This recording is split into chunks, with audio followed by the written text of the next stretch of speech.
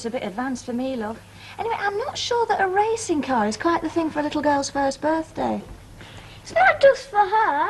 I'm coming as well. Oh, when it's your birthday, I'll have a go at the racing car. Your sister gets pink and white icing. I tell you what you should make is a really nice rich fruit cake. Oh, yeah? Any more suggestions? Yeah, with half a bottle of brandy in it. You'd love that, wouldn't you? Well, I would, because it's my favourite. No, chocolate! Nicky, don't shout. It's going to be a cream sponge. Any more arguments and me and Sarah Louise will go off for a girls' celebration on our own and there won't be a party. All right? There's 1 month out, it's February.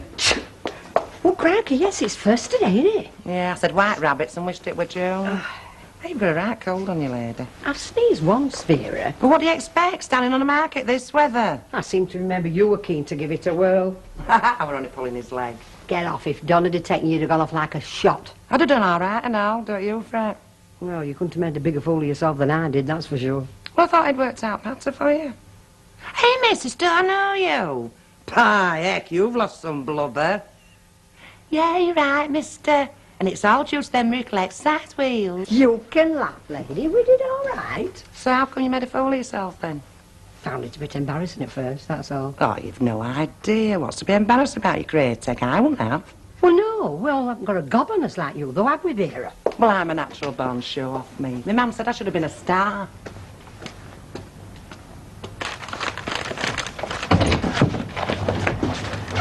Priscilla, I believe you're going to be an auntie. You are?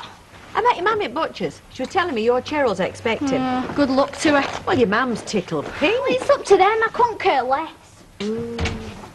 Guess who's fell out with her boyfriend again? No, actually, it's me. What is? Well, that she's fallen out with. I've swapped her around for Harry's. What for? I just thought it'd be easier for him. Oh, very considerate. Look, it was my idea. He wasn't complaining. No, but Priscilla is. Oh, she's a cheeky little madam. Won't do her any harm to be taken down a peg or two. Well, it's your province. You deal with it.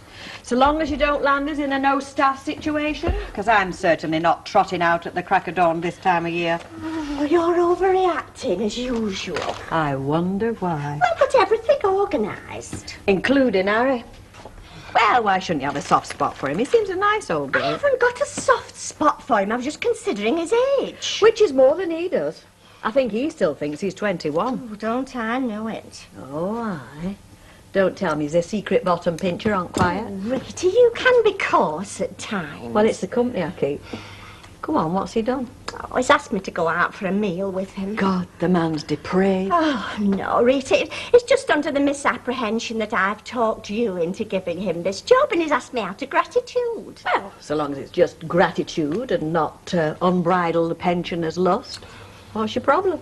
Well, I don't want to go out with him. Oh, so I take it you told him no? Well, no, actually, I said yes.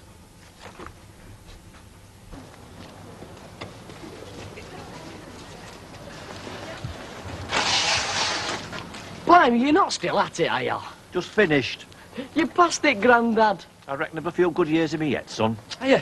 All right. Yeah, come on, Pete. I was enjoying being a paper dog then. Oh, he likes it fine. Yeah? Two of a kind, him and me. Both enjoy plenty of fresh air. So you want to go and sit on the red wreck then, with all the other old gets? Hey, that's a bit out of order, isn't it, Sunshine? Well, how would you like it if you nicked your round? Best round Sir had, until he came along sucking up to old Kipper Chops. Teacher's pet. Yes, Arthur, yes, of course I trust your recommendation. I mean, listen, who was it who found that little Scottish country and western singer for me? Yeah, I mean, bit of polish, a couple more inches up front, she could be Killicranky's answer to Dolly Parton. Look, don't fret, we will be there. Yeah, yes, we're looking forward to it. Ciao.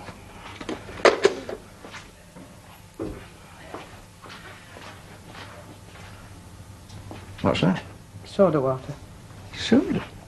I hereby do solemnly swear I shall never again eat French fried onions before I go to bed, so help me God. Till the next time. Listen, how do you fancy a night out at Liverpool tonight? With my stomach. Well, I hadn't planned on you leaving it behind. What the flaming hell would I want to go to Liverpool for? Well, I've just had Devlin on the phone. He's passed the word there's an act worth looking at. So look. Well, that staff said we'll both go. We are not Rod Hull and Flaming Emu. I can't speak for myself. Yes, I know that, my love. Frequently. I just thought you'd enjoy it. I'm sorry, Cock. Early night for me Well, tonight. you can have a nap this afternoon. I'm not interested, Alec. You go. I shall. And don't start sulking. I'm not sulking. Matter of fact, it's better on my own. I do more business that way. Precisely, without nattering wives in the way.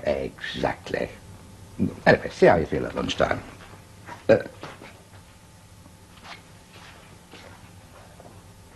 It's really an excuse for a family get-together. Birthday girl will be in bed long before we really get going. Nicky thinks it's a liberty. Next year she'll enjoy having some little friends in of her own, bless her. Yeah, Nicky would too before he had his first proper birthday party. What bedlam. Picking jelly up off the carpet for weeks. Yeah. Hello. Hey. Just had a punter ask me how much it would cost him to take him to London. How much? Well, I told him a super saver, it'd be a hell of a sight cheaper. Dropped him at Piccadilly. Oh, yeah? Getting independent now, you and Ivy making a bomb on the markets, eh? What do I want to go trekking down the M1 for? All them road works, find myself wheel clamp when I get there. Besides, they don't make bacon butties like they get in here. Is that a compliment or an order? Both. We'll have a cup of tea as well, love. Make a habit of turning fares down, do you? Only when the road takes me. Oh, so, well, like, if a customer asks you to take her to a little pub on moors outside Bury, would you go take her? I dare say. Oh, and would you wait and fetch her back? Oh, she's got the lolly, sweetheart. I've got the time. Oh. Would you join her, like, for a drink instead of sitting outside in the car? I think you're being proposition, Donald. I'm flattered. Actually, I don't know what Ivy'd say. It'd have naught to do with her if it was in the line of business. You're evil, Phyllis. I know I am, and I'm broken all. But if I wasn't, mind you, lad, she'd have something to worry about. Eve, you know, I've just seen Audrey Roberts. She's got a face on her like she swallowed a bag of frogs. Al's probably told her 50 pairs of shoes is enough. They're all alike. At first, they're all over you lashing out the brass. Once they know they've got you, padlock goes on. Oh, Alec's not mean. You never go short of new rig-outs. Only 'cause I know how to handle him, Petal. You make a husband sound the same as a pet dog. Well, what's the difference? They both need keeping warm, feeding, the occasional pat on the head. What about togetherness? Or about what? Oh, sharing, companionship, mutual interest. Oh, them. Well, we both like Nat King Cole and banana butties. It's enough. Well, it wouldn't be enough for me. You're too choosy, Maeve. Me, Rita, Audrey, we've all gone to the wall. You want to get your skates on? You're last at Red Hot Ravers, you love. After all. Yeah. Well, there's always Harry. Oh, that isn't even remotely funny. Not meant to be. Better to be an old man's darling than a young man's slave. Rita, please. Oh, stop worrying. I mean, if he does try to pin you down to a definite date, make some excuse. Tell him you go and see your psychiatrist. I'm hoping he'll have forgotten all about it. And don't you go reminding him either. Me? Would I do a thing like that? So what's next on the agenda then? Spiral staircase, conservatory, a swimming pool. I'll be happy to get the place straight before the bloke from the building society comes back. Been jumping the gun, have you? Super slipper there, got a little bit enthusiastic. Hey, it's not my fault the old flipping ceiling come down, is Yeah, it? if he claps eyes on the state it's in now, the mortgage will be up the spout again, no danger. Oh, I doubt that. They'll probably just hang on to some money till it's put right. Yeah, well, I'm taking no chances. We'll start the plastering when I finish my work. I must say I'm impressed. Took me all my time to put out some unit shelving. Labourer loving it, Kev. I don't know if that's the word I would have chose. Bet, get 2 pie and chips and 2 halves of lager, please. Hey, you do surprise me. I would have thought you'd have had to keep him trim. Now you're a walking advert for them exercise wheels. Who told you? I have my spies. By gum, missus, you haven't half lost some blood.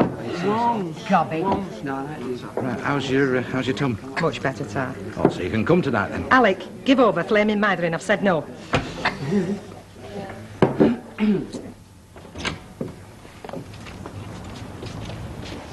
We want a word with you. Oh, yes. About that daft old Burke you've took on. Look, if you're referring to Harry, I'll thank you to show a bit more respect for somebody older than yourself. Why should we? She's twice as fast. And what thanks does she get now? You take her off the estate and put her on them stupid flats. Yeah, I ain't doing them flats and all. They give me creeps. Oh, that's ridiculous. They're safe enough. So let him do them then. Look, you've both got legs younger than his. Both of you. Right, which is why we've been able to take on Craig's round on top of our own. Well, I'm very grateful. We want more than gratefulness. Well, you're getting extra money. I want more than money, you know. Well, I don't see what... Sack him.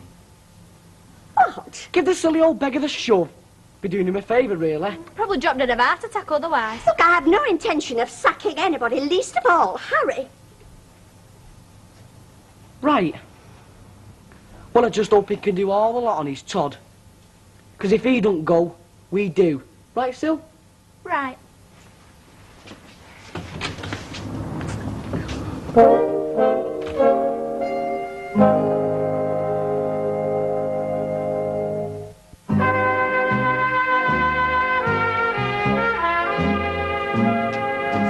Well, talk about lousy timing.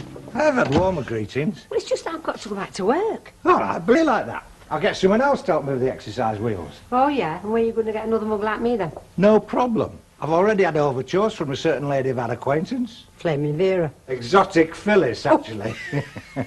Nah, I wouldn't swap you. But a good team, you and me, Ive.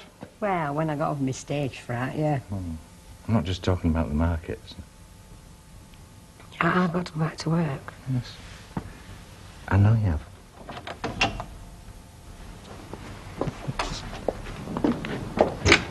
I'm back. Have I missed anything exciting? Such as what? Oh, such as old Harry pinning you up against the mint humbugs in a torrid embrace. Don't worry, when I see him, I shan't put one naughty little thought in his little grey head. I can't remember last time I had a naughty thought. Actually, there has been what you might call a small hiccup. Mavis, your small hiccups have a nasty habit of turning into major disasters. Go on. Wayne and Priscilla have given in the notice. Because of Harry? They'll say either he goes or they do. Mavis, I warned you. I think it's all right. I think they're just trying it hard. Well, I wouldn't chance it. Oh, you're not going to give in to blackmail. I'm not giving in to anything, lady. You're the one that organises into this. I was just trying to show some consideration, for heaven's sake. So much for the milk of human kindness. I'm glad I found you both together, ladies. I don't quite know how I'm going to say this, but it's been a pleasure working with you. A real tonic, but I'd best call it a day. Oh, no, not you as well. Wayne and Priscilla are leaving. You don't surprise me. Oh, it's almost unfortunate. Now, look, I've no wish to cause any trouble. I know I'm not popular in certain quarters, but if I go, they'll stay, right? Enough said. I'll work the week out, and then I'll be off. Come on, Jimmy.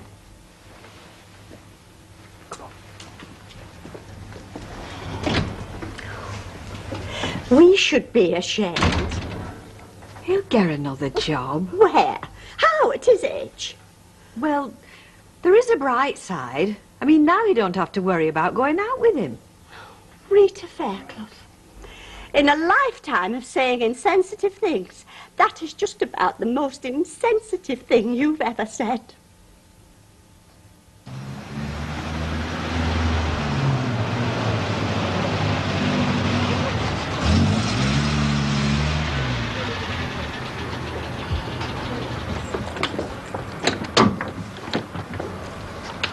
Ah, just the fella. Here, come and have a look at this. Down then. What do you reckon? Smashing. You passed your test. It's for our Sarah, isn't it? We're giving her some saving certificates, like, you know. This is more for tomorrow. Well, girl said you're not coming to the party. No, we can't make it. It's a Chamber of Trade do. Oh, shame is that. Yeah, it can't be helped. We'll be there during the day, like, you know. And Gail says she'll take plenty of photographs for Audrey. Incidentally, you can blame Audrey for this lot. Never knows where we're going to put it. You know, between the pair of them, we need the room just for the toys. Yeah, it's funny that. We were just talking about your house this morning. Yeah, what about it? Oh, wondering if you're thinking of moving. Why too? Well, you know, with Kevin and Sally getting their own place, like, I suppose Audrey was saying that she wondered if it would put any ideas in your heads. Oh, that's crossed my mind. Yeah, well, she reckons you ought to get a move on. You know, according to her, it's not right the boss living in a council house while the kid what works for him has his own place. You know what women are like, though.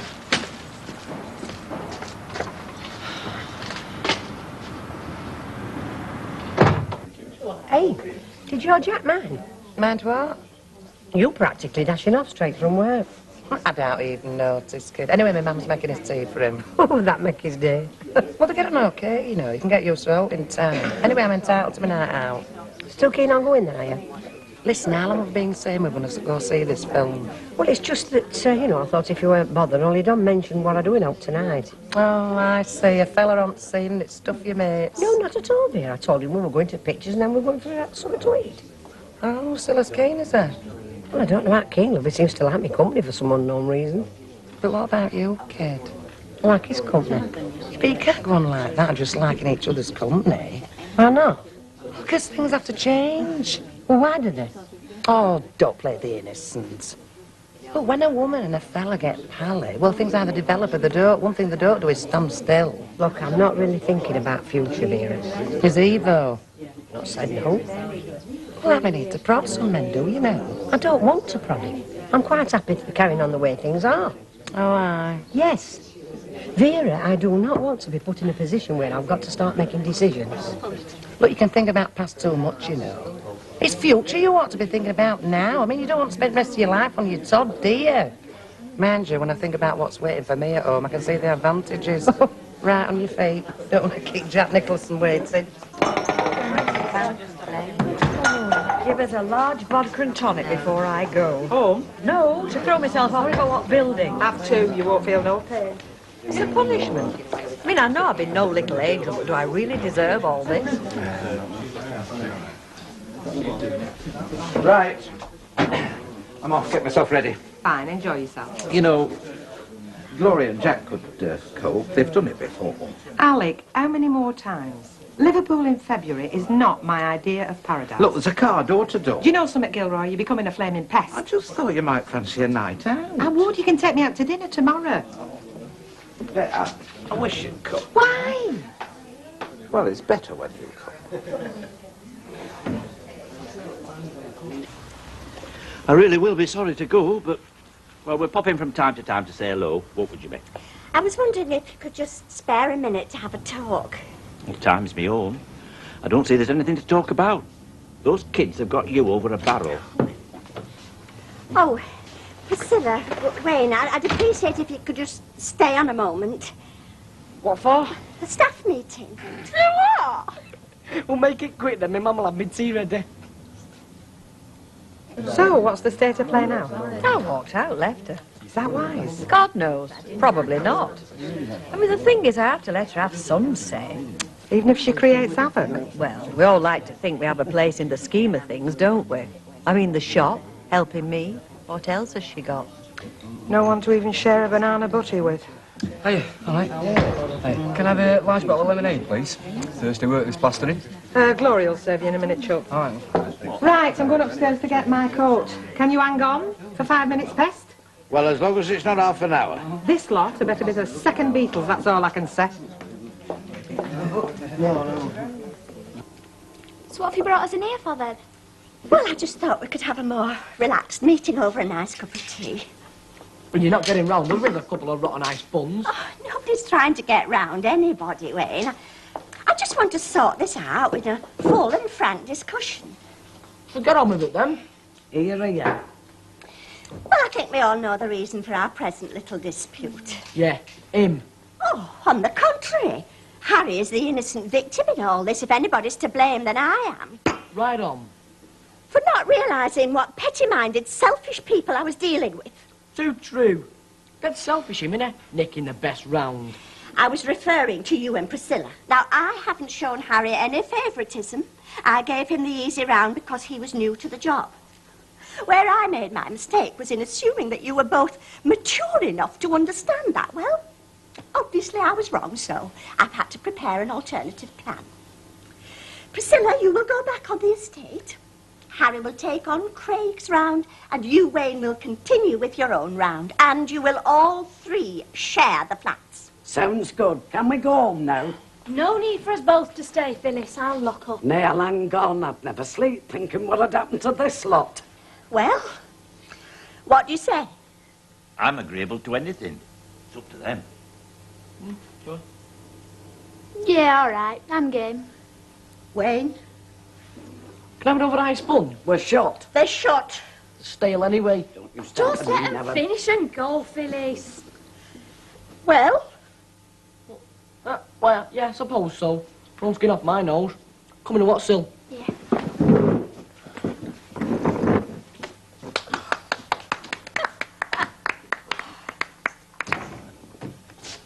Oh, hello, love. Shall I put kettle on? I've only just got back myself. Oh, I've been supping tea around Coast for the last 2 hours. Oh. Just been looking at his plastering, so I thought I'd say hello on the way home. Well, I'm glad you did, love. How's it going on? It's total chaos, according to Sally. But he'll get us sorted out. He seems to know what he's doing. Well, he should love. His dad were in trade, wasn't he? Brian, is it all right if I bring Don round with me tomorrow? Tomorrow? Sarah's little do. Oh, yeah. Yeah, of course it is. We're expecting him. Mum, what do you think to me and Gail doing the same as Kevin and Sally? What, buy a little house of your own, you mean? What do you reckon? Well, it makes sense, doesn't it? I mean, even Audrey was saying it's a bit off, innit, with boss being a tenant and employee being householder. Mum, I know what Audrey says, but it's got nothing to do with that. I don't give a damn if Kev buys Buckingham Palace. I mean, good luck to him. I bet Gail's little pink, isn't she? Well, I've not talked it over with her yet. I wanted to try the idea on you first. Well, what do you expect me to say, Brian? Of course I'm all in favour of you buying a little house of your own. As long as it's within visiting distance. I dare say we'll manage that. I suppose you'll be making other plans, love, won't you? You know, once that's got underway. What other plans? Brian, you know in God's eyes you and Gail have never stopped being married. But it'd be nice to make it official, love, wouldn't it? What, get married again? Well, it'd tie up last few loose ends, love. Sounds romantic, doesn't it? Hey, Gail, love, how about you and me tying up a few loose ends? Oh, you daft beggar. See? Tomorrow night's going to be more than Sarah's little birthday celebration, isn't it?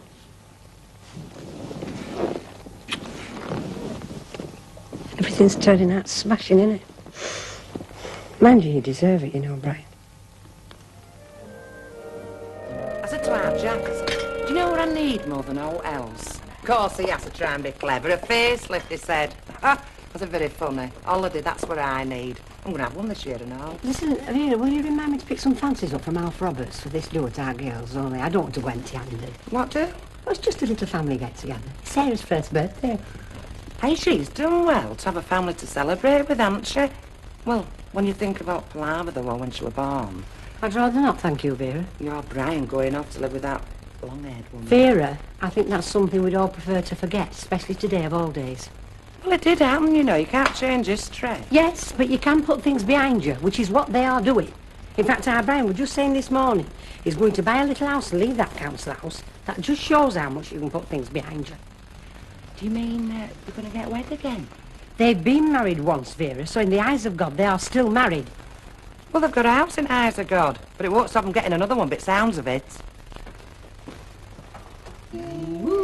And after you've cleaned your teeth, will you look in your bedroom for your pump bag? Because I don't know where it is. It certainly isn't where it's supposed to be. Not that anything ever is where it's supposed to be in this house.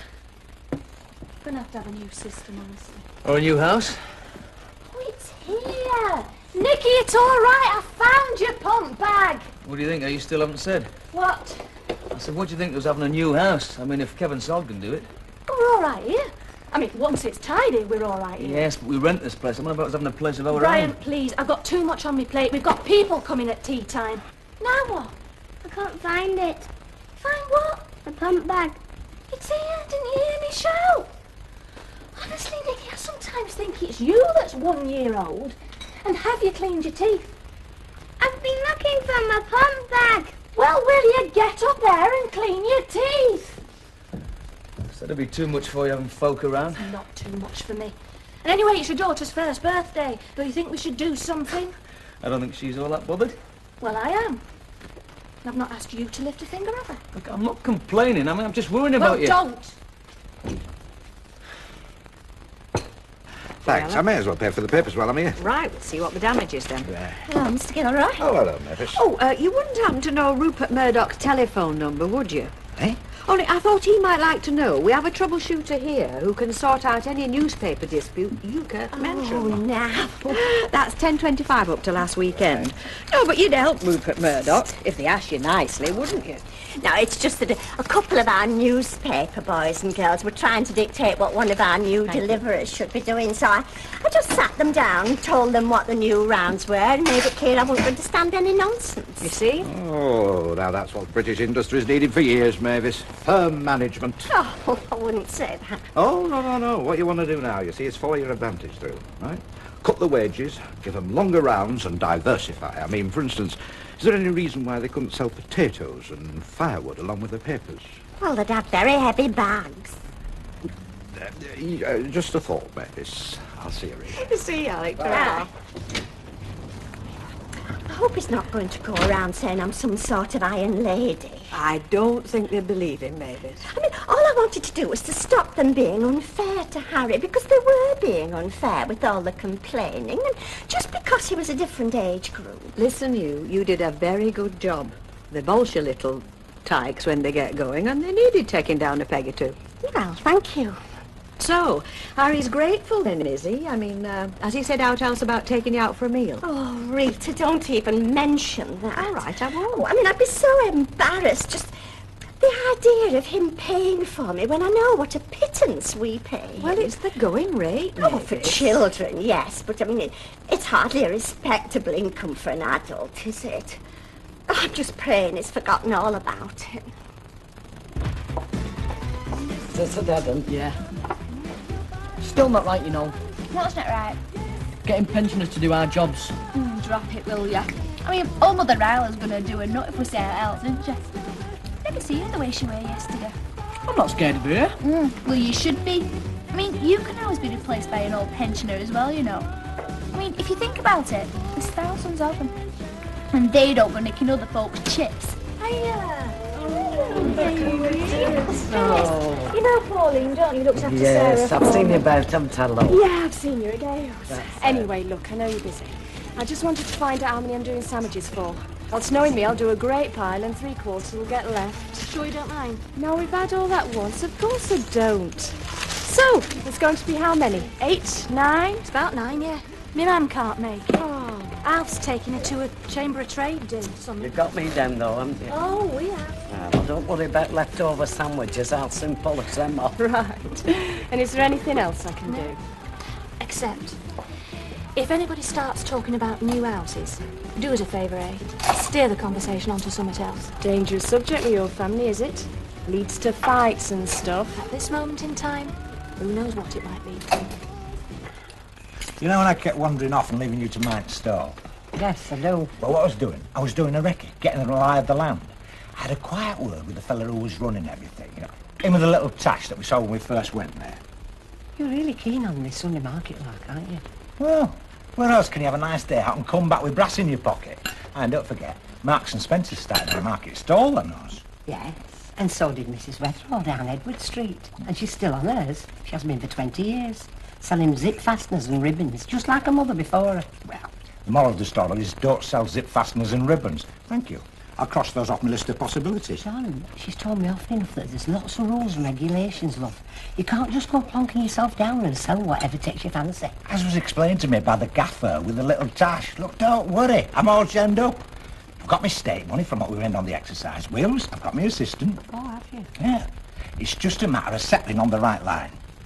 Yeah, I think I'll get myself round to them wholesalers in Manchester to see what suggests itself. Still coming to our Gales, though, tonight, aren't you? Yeah, of course not. Oh, hey.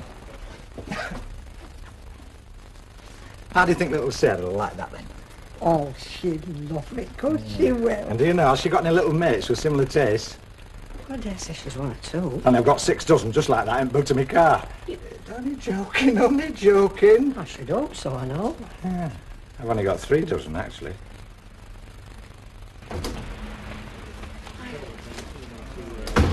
All right, it's not doing it, sir. How many do you want? It's a pub, is this? Not a remake of Ben Hur. No, I meant from Harlow. Well, there's Ken. You know Ken. Pardon? It's Vera. She's feeling lonely. Oh. I went from the factory. Ken don't work at the factory. I always thought you were in packing. So sorry. You live and learn. Do you want a drink, Vera? What? Yeah, give us half a lager. No, I went shopping, you know. Then I called it travel agents and got some brochures while I was passing. But I might as well just stick them in the bin for all chance I either persuade now Jack to take me anywhere. He loves his own too much, Vera. Yeah. Thank you. Smack on, 38. Talking about holidays. Well, we are now. Don't I remember you once promising me a honeymoon somewhere in foreign parts? Are there any witnesses? All right, don't call it a honeymoon if you don't want. Why don't we get off on holiday somewhere together? Get off somewhere warm. Yes, we will. Sometime. When, though? Well, I mean, we've got to be realistic. We can't just up and away and leave this place to run itself, can we? Well, we can always get somebody in. Oh, go on, Alec, please. No, there's the agency. I can hardly get anyone in to run that, can I?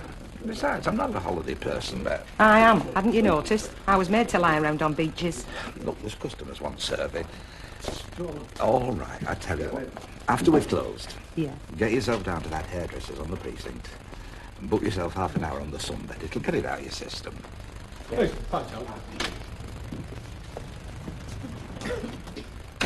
There's nobody about, is there? No, why? But I just wanted a word without any of my young colleagues being present. Oh, they're not up to the tricks again, are they? No, no. They've been as nice as pie since you had a word with them. In fact, I just wanted to say it was very good of you, and I appreciate it. Well, I think young people respect a bit of firmness, don't they? That's twice you've spoken out on my behalf. Don't think I haven't noticed. Or that I've forgotten my promise about taking you out for a bite to eat. Oh, well, it's very kind of you, but it's not necessary, really, it isn't.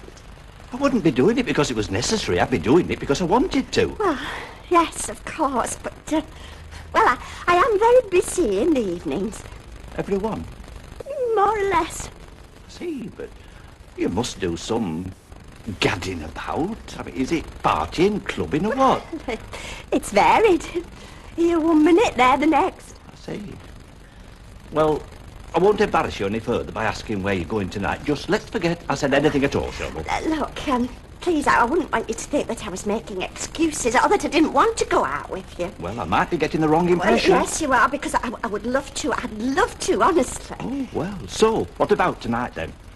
We can make it earlier or later, whatever suited. Tonight? Only if you want to. Well, I mean... Well, yes, thank you. I'll look forward to it.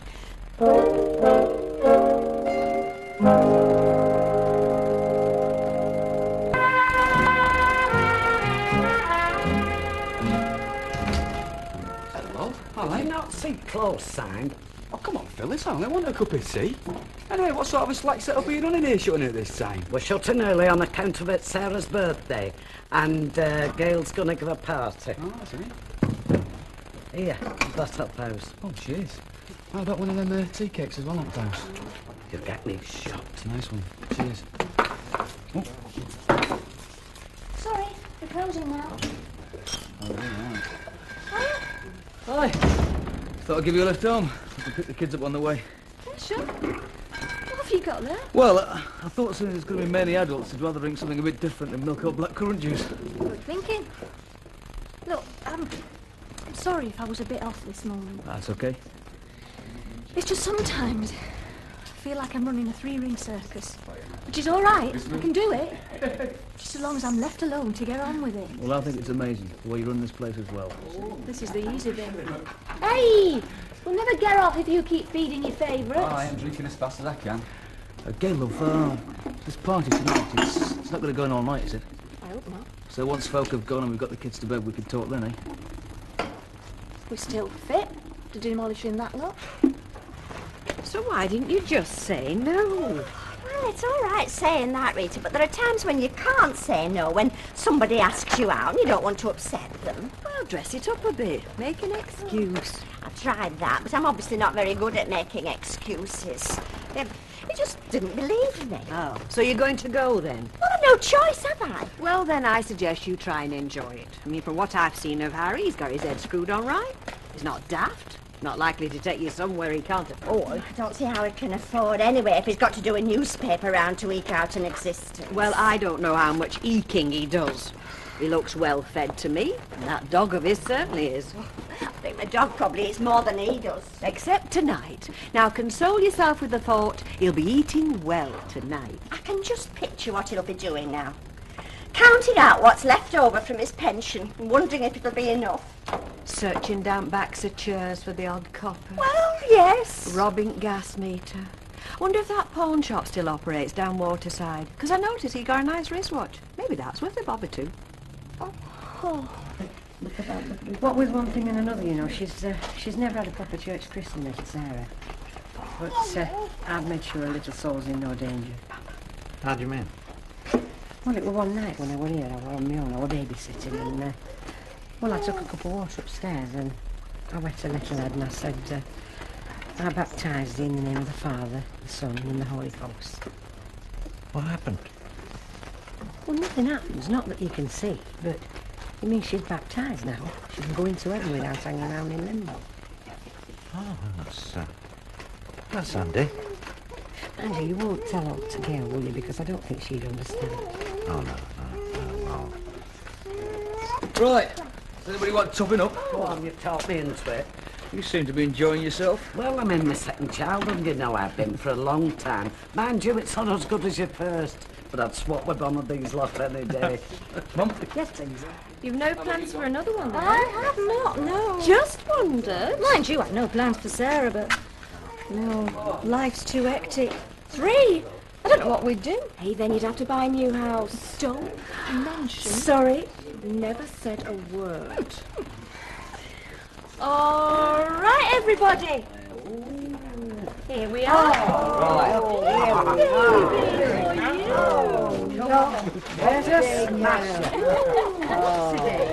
Right. What you have to do, beautiful, all right? You've got to blow it out in one big puff. Are you ready? Now. Happy birthday to you. Happy birthday to you. Harry, do you mind if I say something to you? This suit doesn't smell of mothballs, does it? I wondered if it might. No, it's a very nice suit. No, it's just that I'd like to propose that we go Dutch and split the bill between us. Now, have I invited you out, or haven't I? Well, yes, but... Well, in my book, that means I do the paying. Now, I'm not going to argue with the lady. It's my treat, right? Well, if you insist. I do. And we won't be washing up, so don't worry about that. I've done some coppering up before I came out. Now then, what do you fancy? I must say, they make these menus pretty big, don't they? Must think we're all short-sighted or something. Well, they do tend to make them rather large these days, restaurant menus. Must be so we can't sneak them out in our pockets.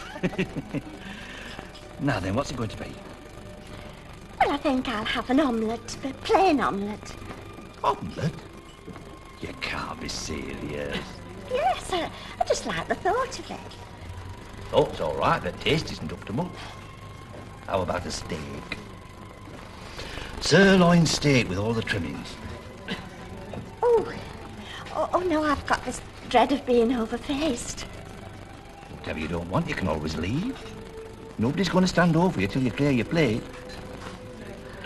And we'll have a drop of wine whilst we're at it, shall we? Oh, well, if it's all the same, I think I'd rather stick to water. Is it religious? Beg your pardon? Religious reasons.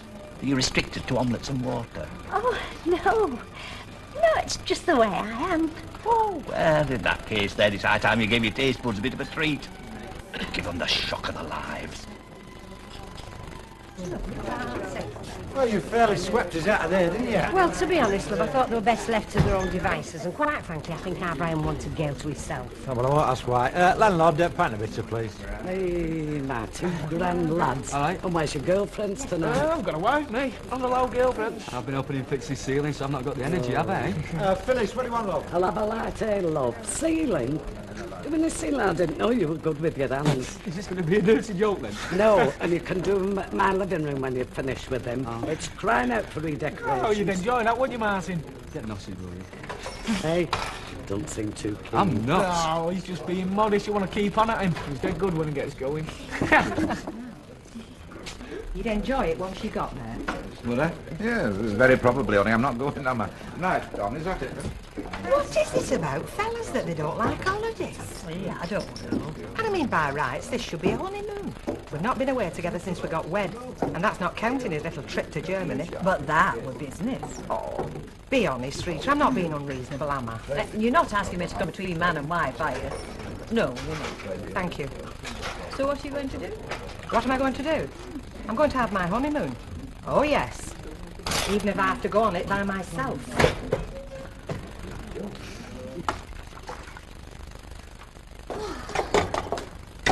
I think she's off this time. Oh, she better be. Well, she's overexcited, being picked up, put down and fussed over. Do you want another drink? Yeah, a small one.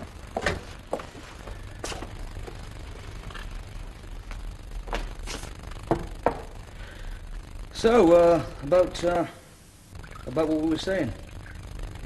The new house. I mean, we only came here as a temporary move, didn't we? So that we could raise cash for the garage. suppose we did. So let's just look at where we are now. Right, we're both working. The kids are growing up, needing more room. Just think it's time that we made a move for a house of our own. And I don't just mean as an investment. It'll be good for us. You know, sort of like starting over again. I thought you'd have jumped at the idea. I just think things are all right as they are. Well, yeah. Yeah, of course they are. That's why I thought, okay, yeah, let's make a move, let's go for it. Yeah, but why do we have to? Why risk upsetting everything again? What do you mean? Moving house. All that stress. We're in an ideal situation.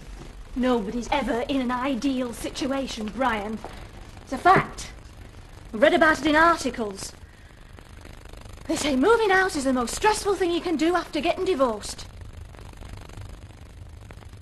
And we both know about that, don't we? So there I was. Senior in the rates office, which isn't saying much. The wife's health was worsening. The doctor said, well, you know the sort of things doctors say. So when I got a chance of early retirement, I just jumped at it. Well, I'm sure you did the right thing. 6 months later, I was burying her. Oh. Well, it had been on the cards. Then my sister moved in. Well, she'd never married, so it only seemed natural. Oh, thank you. Now, you're quite sure you wouldn't like something else? A little drink with your coffee? No, I've already had more than I intended. Very glad to hear that. Anyway, just to let me finish my tale, I feel now as though I'm in no man's land. You see, I've not retired properly, and yet I'm not working, am I? I've just give over. Yes, I see. Which is why this paper delivering's such a godsend. Oh, I hope so. I do really. Well, it gets me out and about, and it gives me a bit of exercise. Yes, of course. And the dog enjoys it. Look, I really would like to make a contribution. We're not going to start that all over again, are we? But don't you think we ought to look at it first? I mean, it's so easy to get carried away in a restaurant. If it'll make you happy. Very good. The only way I got carried away is talking too much. And do you know why? For you're such very good company. Well, thank you. Now.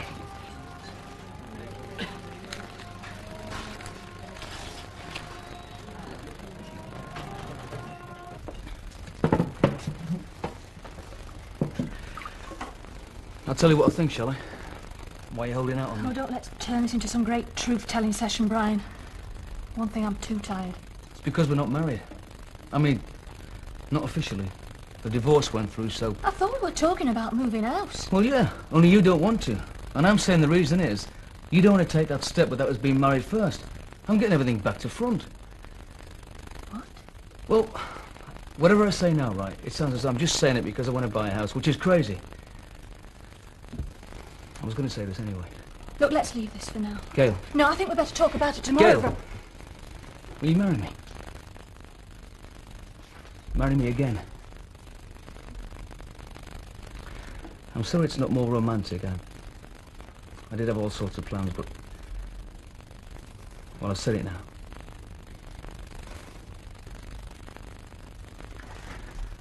It's your turn now. I'm sorry, Brian. I wasn't ready. Well... I thought we were getting on all right as we were. Look, there's no hurry. Well, you're tired. You must be. Yes, I am. And if I don't get to bed, I'll start keeling over. Okay. Go on then. Sorry, Brian. I'll still be here tomorrow. You can give me your answer then. I feel on trial. I do, honest. You're not on trial, Brian. I feel like I am. We've been together over 6 months now. How long does it take? And it's been a good 6 months. Yeah, exactly. So why spoil a good thing when you've got it? So you reckon getting married again would spoil it, do I you? didn't say that. And what are you saying? I'm saying let's be satisfied with being happy. Well, I'm not satisfied. Well, I am, and it makes a nice change. Can't find my gloves. They're on your chest of drawers. They're not. If they are, I'll be very cross with you. Why's Mum shouting? She got out at the wrong side of the bed, son, that's why. Come on, you'll be late for school. Which side did she get out of? Morning, Alex. I thought I'd weaned you off that in the morning. Oh, I felt cold when I wakened up. Chilled to the marrow, in fact. That's what comes of leaving me in bed on my own. Your nose does look a bit blue. Still, that'll be the whiskey, won't it? It's just preventative medicine, Bet. Cheaper than doctor's bills, as my dad used to say.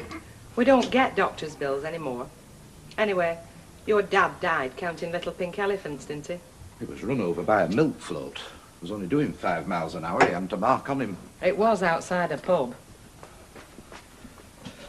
You know what's really the matter with you, don't you? What? You run down, love. I'm starved, that's all. It's only just above 0 in that bedroom this morning, you know. I keep telling you to keep that eating on at night, don't I? British Gas makes enough profit without me adding to it. What you really need is sunshine. Yes, so you keep saying. It is. A good dollop of winter sunshine would fetch you up like a copper kettle. In Morocco, I suppose. It's as good a place as any. I know a better. Oh, where? Weatherfield Sports Centre. They've installed what they call a sun shower. A couple of sessions on that, you'll be like Man Friday. You promised me, Gilroy. When it's got a bit quiet, you said. After the new year, you said. We'll have our long-delayed honeymoon in the sunshine, you said. Yes, but I never said Morocco. Look, but it's too foreign for me. I mean, France foreign, Germany foreign, even Italy foreign, I can stand. But when it comes to camels, sand and palm trees, it's not for me. I'll leave that to John Hanson. No, the sun will be too hot. I'm not at my best when I'm sweating. My face looks like it's been boiled and I itch all over. You could always sit under a palm tree, fanning yourself. Look, let's wait, shall we? You know, till it warms up in Europe. Another couple of months, there's a good girl. You'll be saying it's too hot to go to Knot End, then? Well, they'll just have to pick a cloudy week. Supposing I didn't come to bed with you at all, Gilroy. You'd wake up frozen to death then, wouldn't you? Well, you wouldn't be exactly glowing on your own in that spare bedroom, would you? And I can't see you buying yourself a pair of Winceyette pyjamas.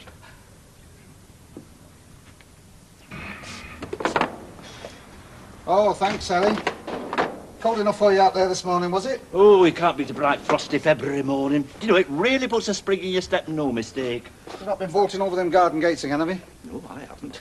But Jimmy here, though, he's managed a couple of garden fences. He's lovely. I got a little treat for him this morning. Hey, Jimmy, come on. Come on. He loves them, don't he? Hey. But I wouldn't mind a dog, you know. I've never been without one, you know, not since I was a little lad. And not a cross word from any of them. Yeah. Where's Mrs. Fairclough this morning? Oh, she's not so well. I think she's got a touch of the flu, so I told her to stay in bed. That's the best place for her. Is Miss Riley about? No, she hasn't put in an appearance yet. Well, what do you expect? Keeping her out half the night, whining and dining her.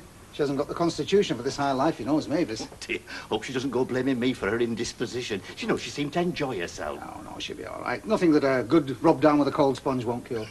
Well, I'll probably see her this afternoon Yeah. then. Right, come on, Jimmy. Ta-ra now. Ta-ra, Jimmy. Ta-ra.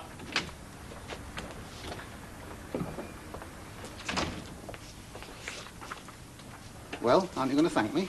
What for? Oh, for putting him off. You didn't want to see him, did you? Oh, thank you very much. Well, what have I done wrong now? Well, you've only made me sound like a complete wimp, that's all. Oh, I see. You've got a hangover, haven't you? I have got a tiny headache. A hangover. I had 2 glasses of wine. Mavis, I have seen you falling about on sarsaparilla, like at Christmas. Oh, well, I was drinking champagne at Christmas. That's what made me slightly squiffy.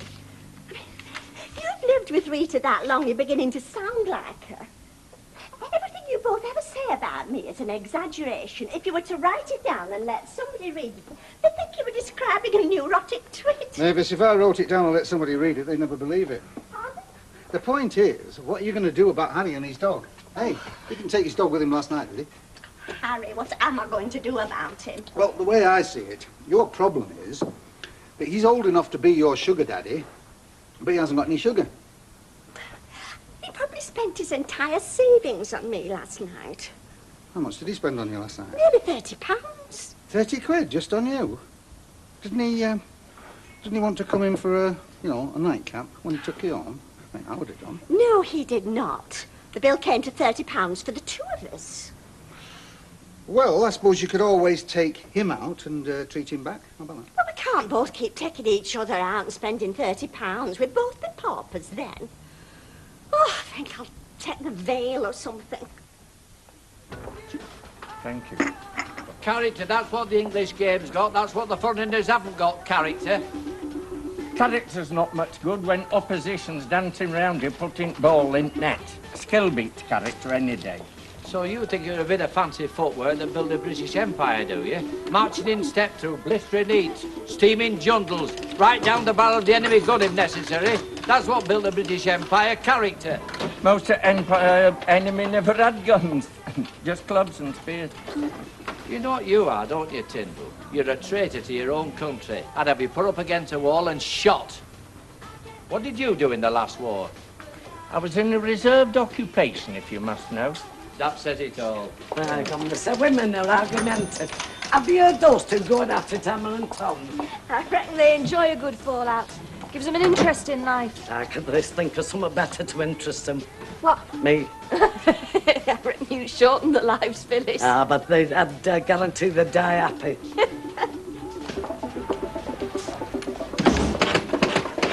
Hello, love. Hey, I've always loved you in that coat. Thanks, Phyllis. Hello, love. Can I look up at tea, please? That's what we're here for. Smashing birthday party, wasn't it? Yeah. Is Sarah Louise all right then this morning? I thought she might have been a bit overexcited yesterday, you know. She's fine. You know. And Brian seemed to enjoy himself, didn't he? You know, it's amazing, really, when you come to think, isn't it? What is? Well, how much he's changed this last 6 months, our Brian. He's become more of a family man, you know. And he's marvellous with them kids, isn't he? Don't you think he's changed, Kale? Yeah, I suppose he has. But he doesn't need pushing into anything. Neither of us do. Don't know what you mean. Oh, yeah? Thanks. Ta, Brian. Ta. Have a pint, please, Gloria. All right. I've been better. Yeah, me too. Gary's going through a bad patch, is it? Well, there's nothing wrong with the garage except we're overworked. Yeah, I always knew that was a little gold mine, that. I wouldn't say that. Anyway, there's lots of other little garages around apart from mine if you still want to buy one. No, the opportunity's gone now. Got nothing else lined up? Nope, everything's hanging fire at the moment, very much so. Cheers. I know what you mean.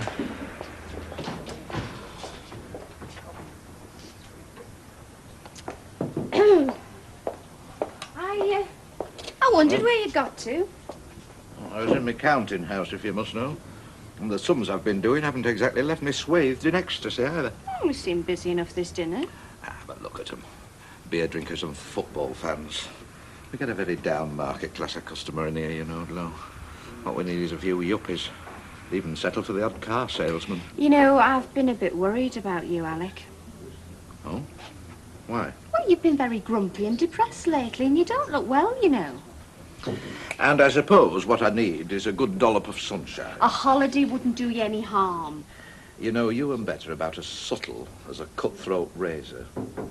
I am an Englishman, Glow, and part and parcel of being an Englishman is to be grumpy, depressed and pale from November to April. It's what made us great. Too much sun, we'd be as dodgy as everybody else. Relay that to your accomplice.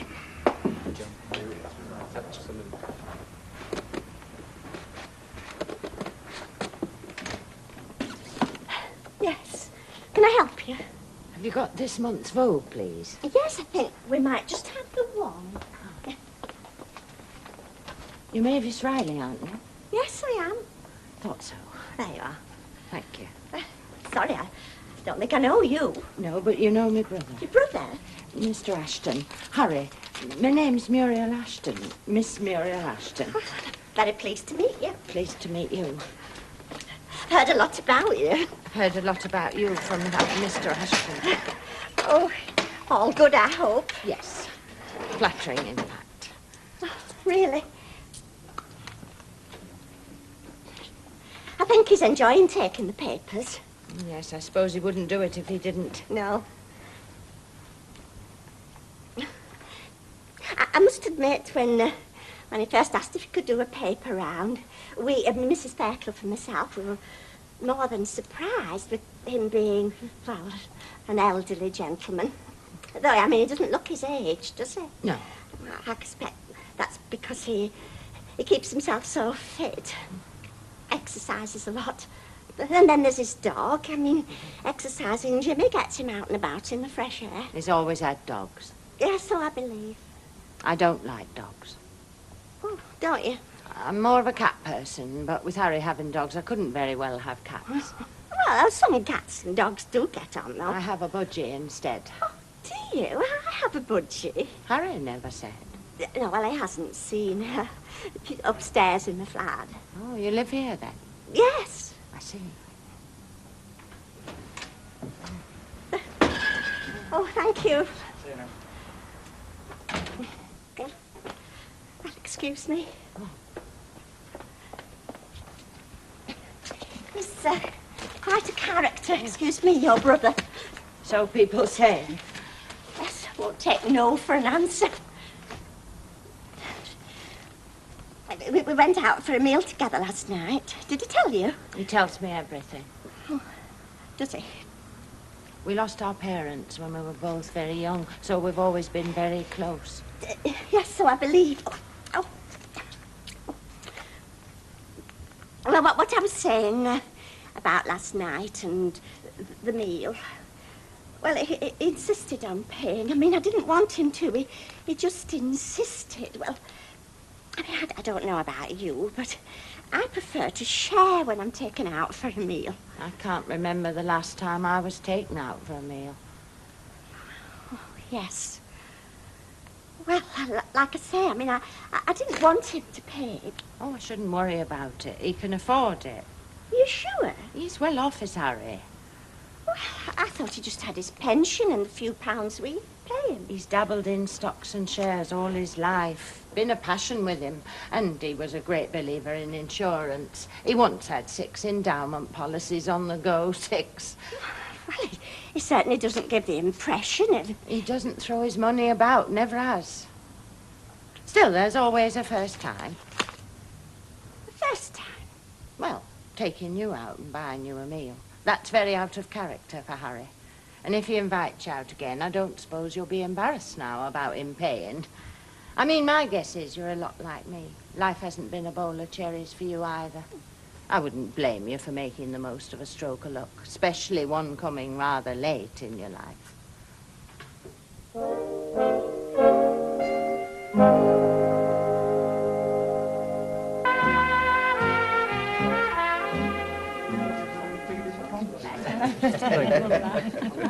Thank you. Who were them two?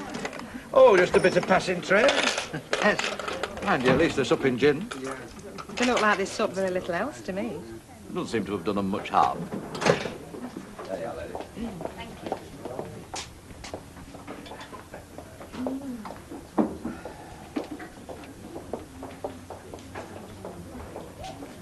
Alec. Bet. Seriously, love, a bit of winter sunshine does do you good. And besides that, it'd be a good business investment, wouldn't it? Business investment? Yeah, me standing behind this bar all tanned and radiant. They come in coachloads to clock that in February, especially from working men's clubs. Yes, but there's one thing you've forgotten, my treasure. What's that? I'll be there. Mottled. No, love, we're much better off stopping at home watching the holiday programmes on the television. Excuse me? Yeah. Yes, I'll be right with you. Yeah, I mean, pictures are always better than the reality. And you don't get food poisoning either. Yes, love, what can I do?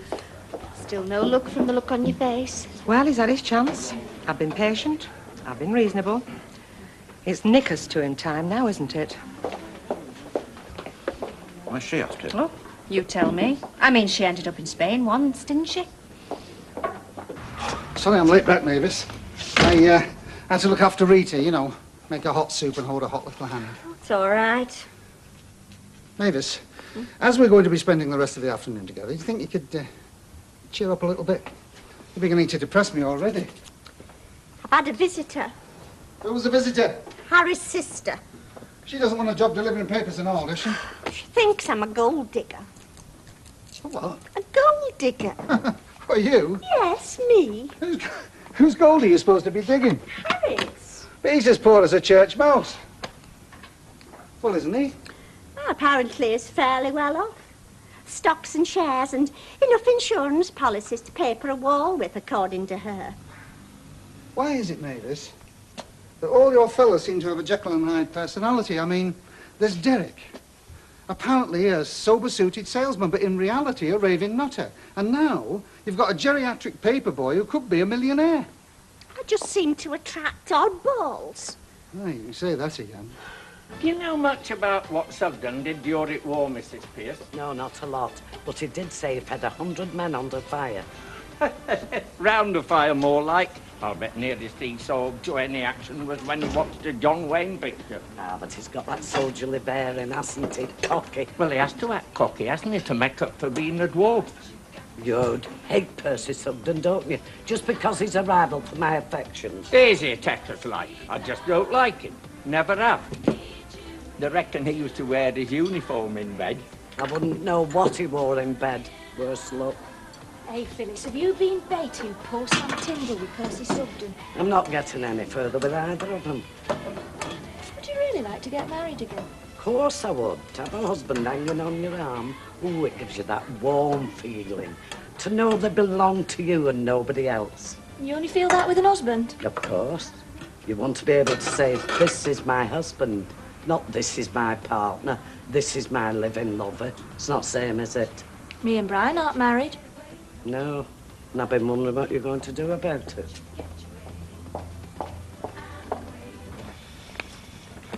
Harry, What's this? it's money.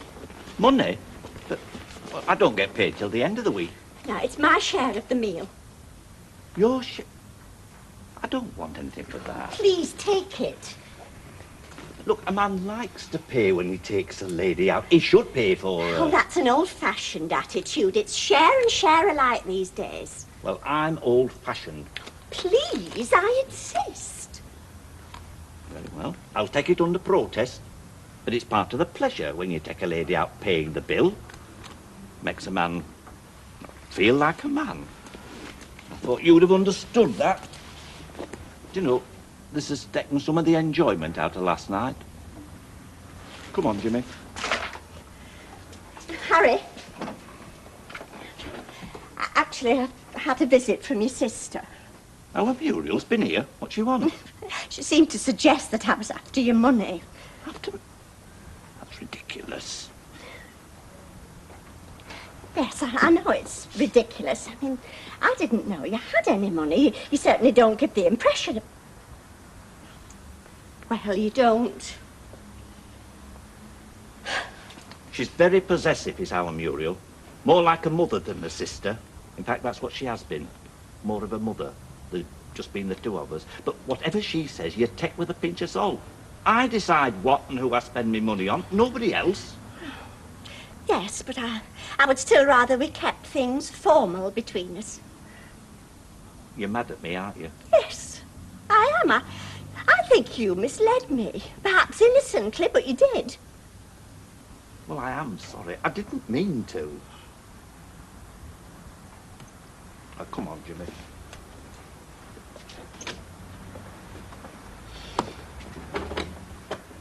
I think you were a bit hard on the old fella. I don't want him to be under any illusions. As Rita keeps reminding me, I've got more than enough complications in my life at the moment. From now on, men are out. It's just me and Harriet. Yes, Mavis.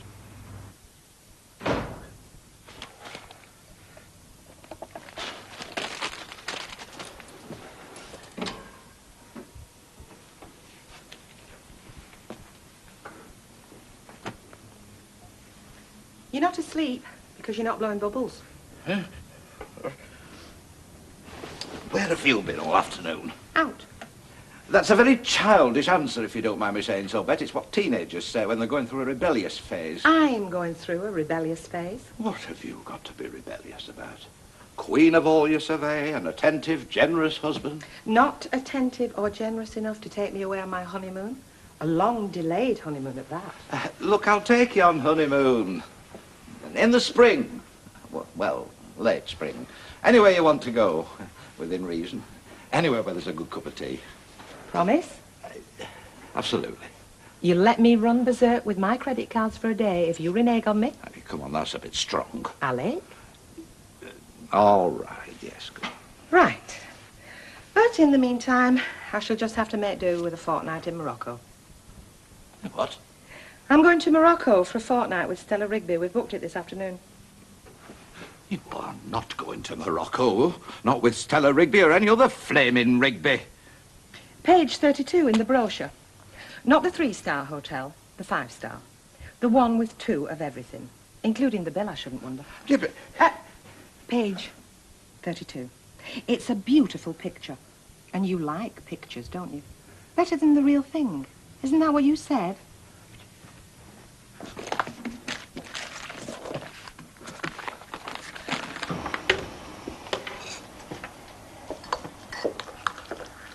Has he gone down? Yes, under protest. He's upset, you know. Is he? He's not daft. He knows we're arguing. I'm not arguing. You're doing nothing. You'd do the same. Nicky wouldn't be upset, would he? I just want to improve things. How can you improve being content and happy?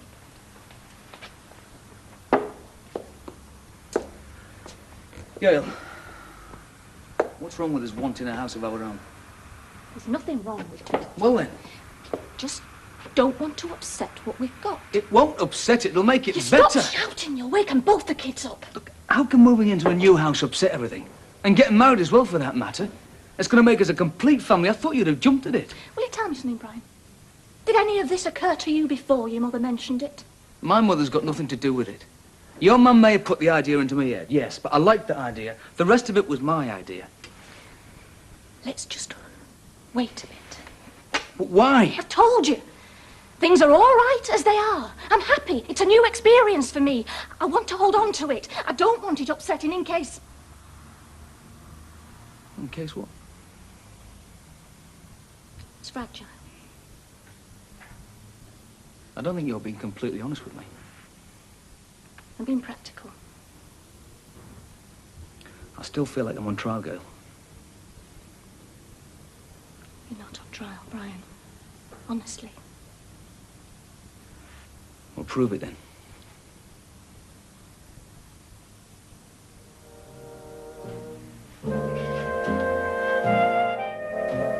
Finished your breakfast. Right, go upstairs and clean tea. Don't make a lot of noise. Sarah Louise is still asleep. House prices going up all the time.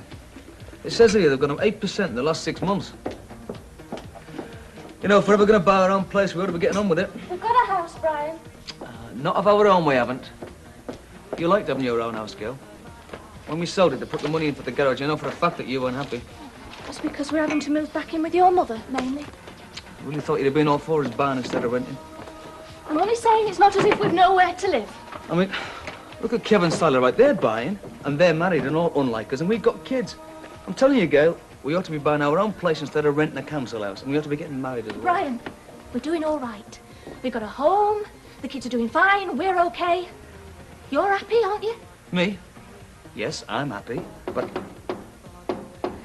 If Pauline come to get the baby. Hi.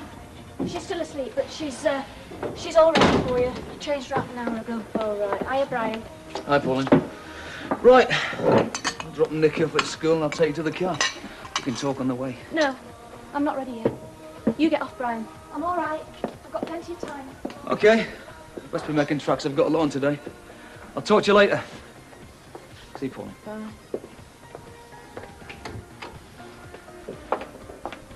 Been falling out, have you? You and Brian? Anything but, I'm afraid. Not with you. He suddenly decided we should get married again. Oh, that's great. You think so? Yeah, of course I do.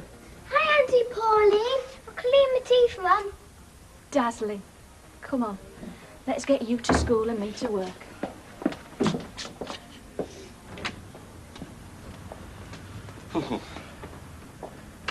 Hi, heck. It's a bit nippy out there this morning. Mind you, I like it on the cold side.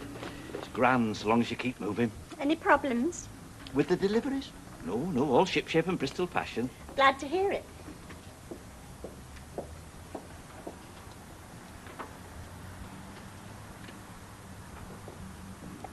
Look, I don't know exactly what my sister said yesterday, but whatever it was, don't take any notice. You needn't worry.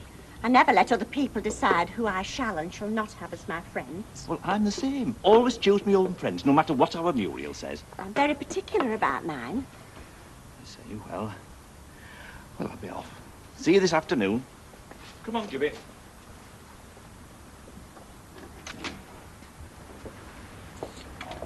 Flipping neck, Mavis. It's just as well he likes the cold. You were proper frosty with him.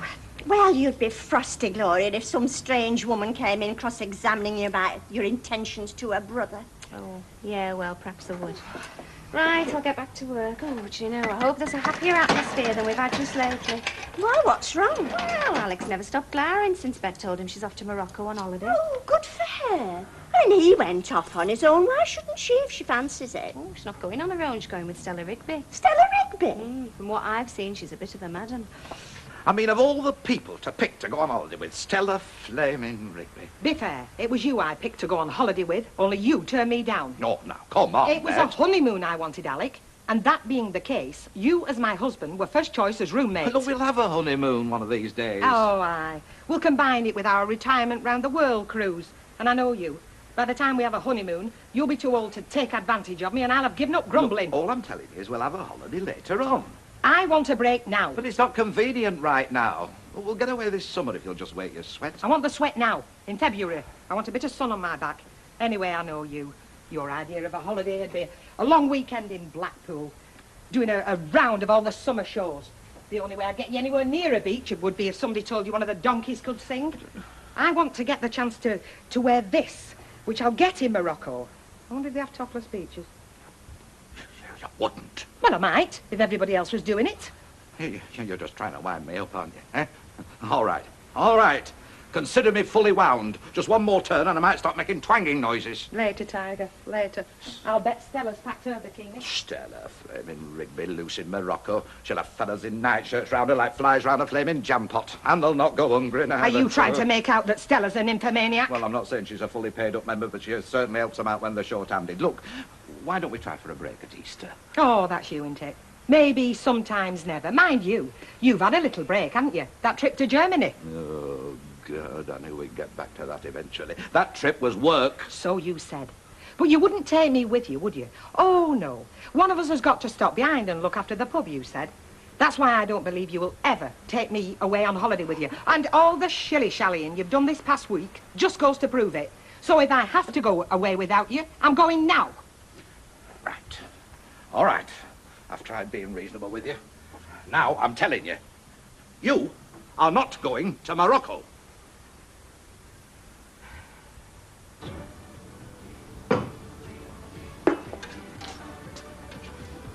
I'll sit with you a minute.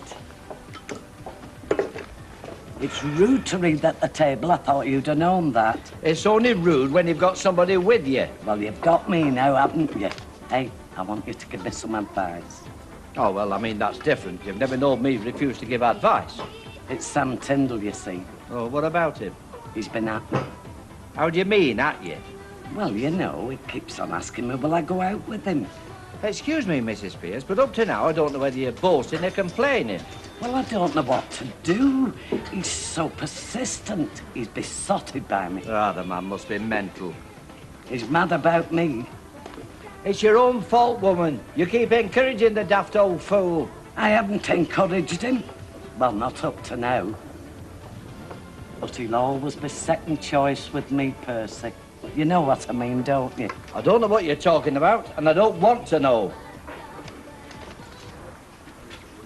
Do you know anybody who wants to buy an air ticket for Morocco? Not a fan, why? Well, I've got one going spare, you see. I was intending on going there on holiday, but my masterful husband has put his foot down with a firm hand. Well, we have to now and again, us fellas. How do you think I'll be fixed for a refund? When I walk into the travel agents and say, sorry, but my husband has forbidden me to go. Do you think that my lawful husband's command will be a good excuse in a court of law? Don't ask me, Bet. Percy Sugden, he'll know. What a good idea. Did you hear that, Alec? We'll consult Percy Sugden. I can call in on him on my way to the marriage guidance. Look, just give it a rest, will you? Customers don't want to hear all this. Take no notice of her, Brian. It's her idea of a joke. It is not, you know. Would I regard my husband's orders as a joke? You told me I hadn't got to go, or did I mishear you? Look, we do not have to discuss our private business in front of customers. Why not? Have you said something you think you ought to be ashamed of? Of course I haven't. Yes. Well, why then? Why don't you want them to know that I'm under instructions? Are you having a bit of trouble, Alec? Oh, it's a typical woman's stroke, that, isn't it? They haven't a leg to stand on in a matrimonial discussion, so they have to make a drama out of it. Me making a drama out of it? It's you. You know, he thinks I'm going combing Casablanca for Arab sheiks. Arab sheiks, that's all a fantasy, you know. I've worked out in those places. They're too busy wondering where the next meal's coming from. Alan, you know it's a fantasy. I know it's a fantasy. My husband thinks it's an optional extra on this holiday. I think not at sort. What I do think is, you going with Stella man-mad Rigby, there's bound to be goings-on. Such as what? Oh, you know what. But our husband puts up with it. She's famous for it. She talk of Weatherfield. Surprised she's not mentioned in Good Pub Guide. And if you go on holiday with her, all the rest of the licensed Vicks will think I'm as daft and dozy as Frank Rigby. If you don't mind me asking, it's 1:45. Shouldn't you be in school? I should be, yeah. You don't mind me saying. It's a mug's game, playing wag. You're the only one who loses, you know. Dodging lessons. I'm not dodging lessons, am I? I'm dodging a 3-mile run. Oh. I think I get enough exercise on my paper round anyway. What do you think of the round? Think you'll stick it or what? Yes, I think so. It suits me nicely. The round's okay. Just her, twitchy knickers. She gets on your nerves now and again. Who? You know, old Mother Riley. There's no way to speak of her. She's a very good-hearted person, is Miss Riley. And I don't know why you keep calling her old. She's still a young woman. Aye, well, to you she would be, wouldn't she? Have your break now if you want, Phyllis. There's only a couple left to All do. right, I'll have a walk round shops and get a breath of fresh air. Oh, and she's... Bless you, she's so cool. Oh, you bonny. Anyway, I'll see you later. Aye. There's nothing wrong, is there? Oh, no, she's fine. It's a nice day, so I thought I'd give her a bit of fresh air, that's all. Although, to be honest, I was bursting to have a chat with you. I want to know all about this wedding. There isn't going to be a wedding. Eh? You told me this morning. Brian wants us to get married again, you said. Oh, yes. Brian wants us to get married again. I don't. You mean he asked you and... Oh, you never turned him down, Gail. No. Didn't turn him down exactly. I just fended him off the best I could. And I'm going to keep fending him off until he lets it drop. And we can just carry on the way we are. I'm amazed. I am, I'm staggered. Here's you and Brian, back together again after all you went through. You've everything going for you, 2 smashing kids, and now he wants to make everything legal again. What's gone wrong? Nothing's gone wrong. Oh, come on, there must have. Listen, Gail, I just don't understand. All right. Well, maybe you understand this, Pauline. When you marry somebody, you're supposed to be in love with them, right? Well, I'm not. Is that simple enough for you?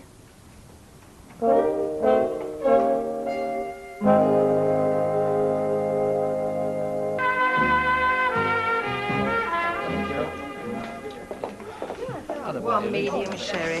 Here, Maeve, do you remember that holiday that we had in Blackpool, me, you and Rita? Yes, very well. Mind you, we were all single girls then, weren't we? Some of us still are. Scouring the town every night for talent. You were the only one who managed to pull a decent bloke. Well, it was just a brief holiday friendship, I'm afraid. Bird watcher, weren't he? Ornithologist. Very keen. I could have told him a few things about budgies that would have surprised him. Oh, I spent hours watching Randy, you know. You'd never guess some of the things he does. Yes, we would. This gentleman was more interested in wild birds, Mr. Sugden. Aren't they all, Mavis? The wilder the bird, the better they like it. But you see, I couldn't go away on holiday with you now. My husband wouldn't allow it. Oh, here we go again.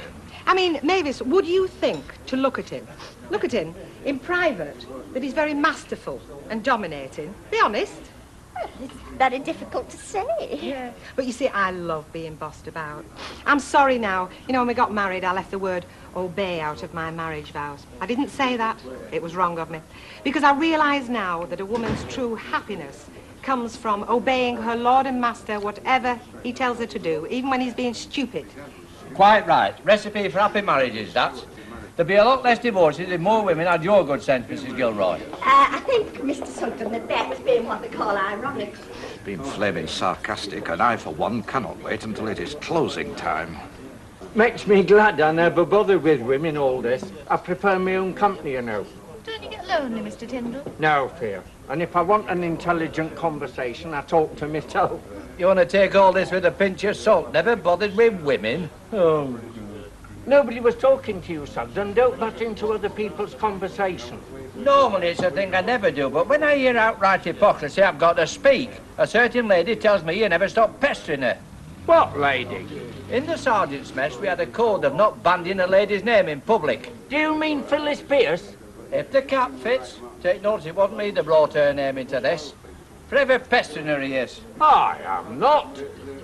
You have to have inner resources like me if you want to be self-sufficient, and them that can't do it should keep quiet. I bid you good day. If it was Mavis you were going with, I'd not be bothered. Mavis wouldn't be out clubbing it till all hours. Mavis wouldn't be after anything in trousers. Meaning I would? Not you, Stella Rigby. She's man-mad, you know. She drinks like a fish. Oh, I know what Stella Rigby wants out of holiday. I'll tell you now, it's not lying on the beach, because it's not a beach she likes lying on. And it would not be the sun she's soaking up, neither. Well, Alec, if you feel that strongly about it, there's only one thing I can do. I shall have to ring Stella and tell her I can't come away on holiday with her because my husband thinks she'll lead me astray. Oh.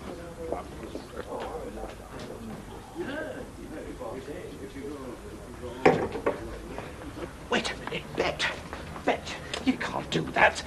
You can't tell Stella Rigby what I've been saying about her. She'll have me for slander.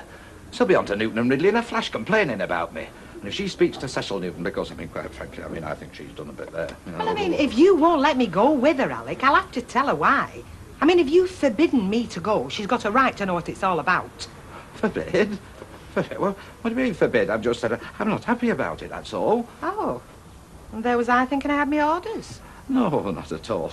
Oh, and while we're on the subject, stop telling customers out there that I've said you can't go. I think I don't trust you. Well, do you, don't you? Of course I do. Good. Just knowing you with that randy baggage. Look, when you were in Germany, you were with the British Army. They're even randier than Stella Rigby. That's debatable. Yes, I know. All right, I'll take your point. Look, Alec, you should know me by now. I do what I want to do, not what somebody else wants me to do. I know. It's just that I'll miss you, that's all. Well, you just have to think up a nice way of saying welcome home. I already have. Oh, aye, what's that? Well, I'll give you a clue. It's exactly the same way I'm going to say have a nice time. What are you suggesting? Come on. I think Glo can cope on her own.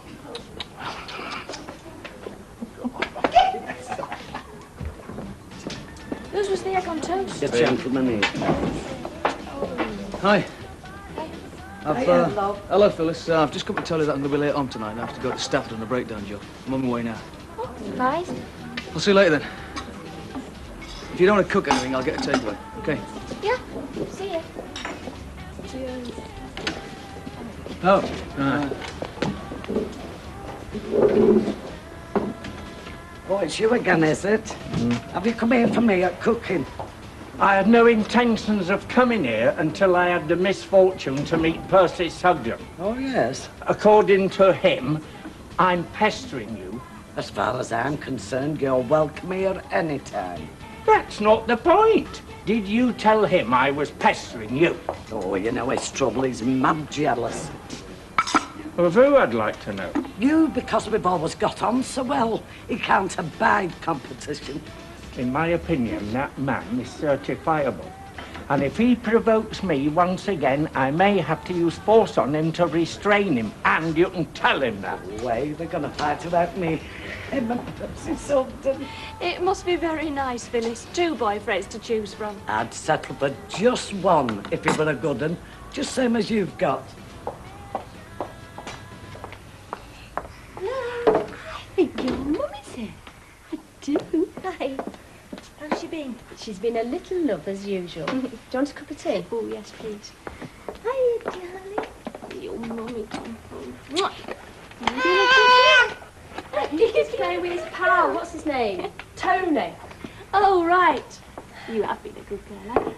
I just can't get over you not wanting to marry Brian. I mean, if you don't want to talk about it, fair enough. But honestly, unless you... Well, unless you've got somebody else lined up. Oh, would I find the time for that? Even if I wanted to, which I don't. You see, I thought you and Brian were happy since you got back together again. We were. We are. I had me doubts about taking him back. Well, you know that. Is he being awkward with you or what? I mean, there must be something. No, it's nothing like that. In fact, he's been very good. He's a lot more considerate than he used to be. He loves the kids. He's very good with the kids. Look, Kay, I'm not thinking of leaving Brian or anything. It's just, well, things aren't how I'd like them to be between us. Come on, you can't stay on cloud nine forever, can you? Not when you're married. But that's the whole point, Pauline. We're not married. And now Brian wants us to be, and it all feels so final. My whole life mapped out from here to eternity. Mrs. Brian Tilsley. I don't want to be married, Pauline. I want things to stay as they are. Well, you can't. Why not? We're happy enough as we are. Because he's asked you now, and it changes everything. You've got to say yes or no to him, haven't you? Right, so what's going to happen if you say no? I don't know. Just carry on as we are. You're going to tell him you won't marry him. Do you think he'll take that in his stride? There's not many fellas could do that. And from what I've seen of Brian, he's definitely not one of them. Well, you'll be rejecting him, won't you? And it'll rankle, it's bound to. I reckon it'll turn him sour.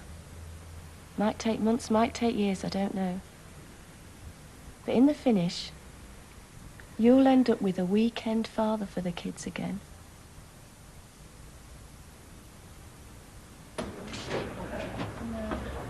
Rory, there's a taxi out here for somebody. Oh, that'll be for Bet for the airport. Bet, your taxi's here. Half a best bitter, please. You don't mean to tell me your husband's going to go off on this junket after all. Come on, Mr. Sugden, what chance did he have? He's carrying the bags and all. Bye, everybody. Enjoy yourself. Oh, have a lovely time. Thanks, love. Keep an eye on Alec for me. Bye. Ta-da now. Bye. There's too much of that if you ask me, women doing as they like. Aye, well, it's not easy stopping them these days, is it, Percy? I didn't say it was easy. It wasn't easy stopping Hitler either. Ah, but you see, nowadays, they're everywhere, aren't they? They're in Buckingham Palace, number 10 Downing Street. They're spitting into the wind, Percy, just like he's been doing. Right. That's me a free man for 10 days. She didn't want to go, you know. No, I had to insist at the finish. Mind you, that's a snag of the trade, isn't it? When you're running a pub, separate holidays. She'll get sunburnt in Morocco, though, won't she? So you'll be able to tell as soon as she gets back home, won't you? Tell? Tell what? If she wore a wedding ring or not. Hi. Hi. The kids in bed? Yeah. Nicky wanted to wait up for you, but he was falling asleep on his feet. Just looked in. He's dead to the world. Somebody go to the chippy? No. Got fillet steaks under the grill. Just needs the gas lighting. Fillet steaks, eh? And a bottle of wine. Want a glass now? Wine, fillet steaks. Are we celebrating something? Well, that depends on you, doesn't it? Of course, if you're not going to ask me again, then I've wasted my hard-earned money. I think I'd better go upstairs and clean up. Brian, wasn't there something you wanted an answer on? Can't quite remember what the question was offhand.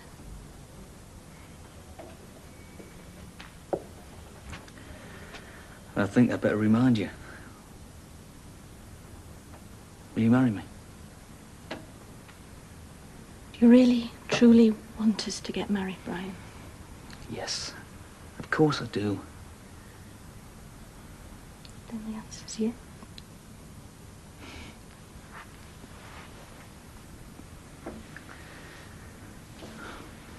Didn't you really believe him when I asked you the first time? So that's why you were holding back on me. You know, for a minute, Gail, I really thought you'd gone off me.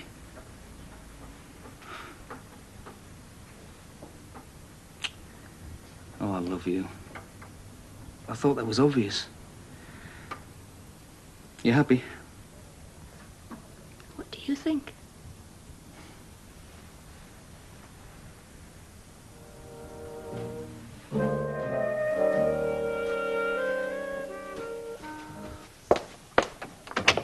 Hi, Mum. Brian, what are you doing here at this time? I've just dropped Gail off, so I thought I might as well bop in and have a quick word. What about?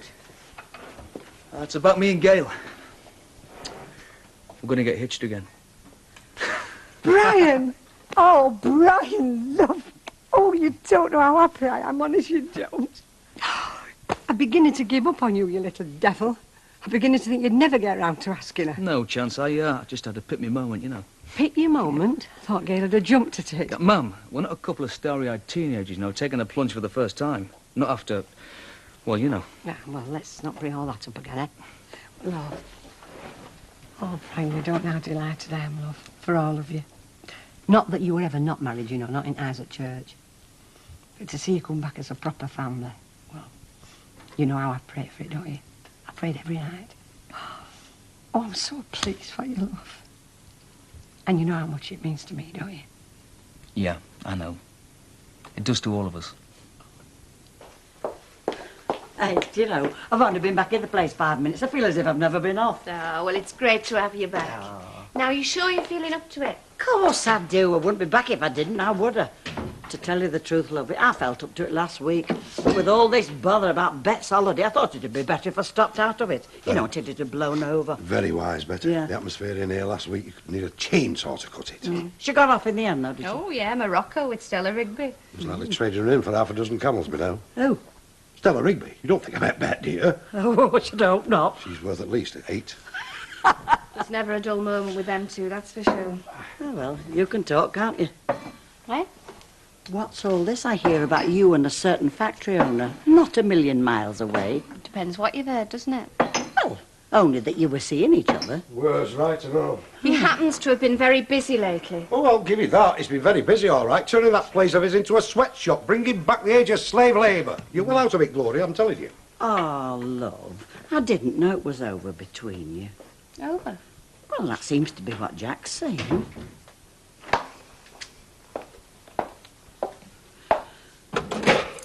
And that's 5. Tyler, mind how you go. Now then, Brian. Just that, please, Al. Actually, I'm glad you called in.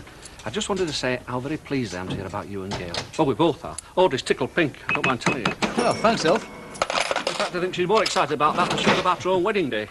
So when's the big day, then? Sometime in April, probably the second Saturday. Not that we're going to plan out special. You what? You tried telling Audrey that? Well, it's hardly the same as the first time round, is it? No, but it's a good excuse for pushing the boat out, isn't it? No, really, Audrey and me have been talking about it, you know, and we'd like to make a big day of it. You know, for all our sakes. What, you would? Yeah, both of us. It's not something Audrey's talked me into, if that's what you're thinking. Well, not entirely. No, I'd like to do it, though. Because, after all, we are family, aren't we? So you just confirm it's the second Saturday in April, for definite. Leave the rest to me. What can I say? Well, nothing. It'd be my pleasure. Well, thanks, Elf. Thanks very much. It really is appreciated. Gail's going to be over the moon. Right. Right, I best be off. I'll see you later. Aye, OK. Hey, and don't forget, keep that date in mind and confirm it for definite. We won't. I'll see you. Ta-ra. That's it, Emily? For the moment, yes. There is something else, but it's gone clean out of my mind. Honestly, I don't know whether I'm on my head or my heels these days. Well, that place over there, you mean? Oh, that's right. Yeah, well, you're not the only one. According to girls, it's like a madhouse at this time. If they think they're hard done by, they should try keeping track of the paperwork. Thank you. Good morning, Mrs. Bishop. Sally, that's what I wanted. Cornflakes. Right, I'll get them for you. Oh, thanks, Sally. It's nice to know there's one happy, smiling face left in the world. Oh, thanks very much. Oh, I'm sorry, Alf. I wasn't thinking of you. No, I think actually she's got something to smile about, don't you, love? Yeah, that's right. Me and Kevin got our letter this morning from the Building Society and we've got our mortgage. Oh, I am pleased for you.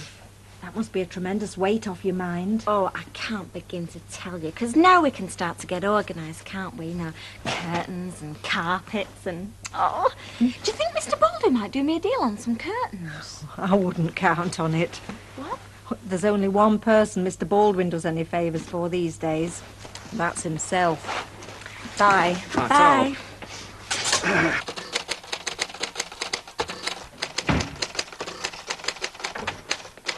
Hi. Oh, hi. Hey, it's not that time already, is it? I thought I'd take an early lunch. Fancy the wine bar? Oh, I'd love to, Ken, but I've got my newsletter to finish. Another one? It's nearly a month since I did the last one.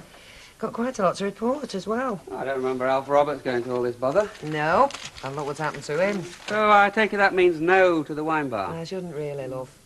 Well, suit yourself. I'll just have to celebrate on my own, I suppose. Celebrate? Yeah, my success. Well, go on. Well, it's usually a bad time of the year for advertising, but I've just seen the books and we are actually up. In fact, I go so far as to say that the Recorder is in as healthy a financial state as I can remember. Well, that's great.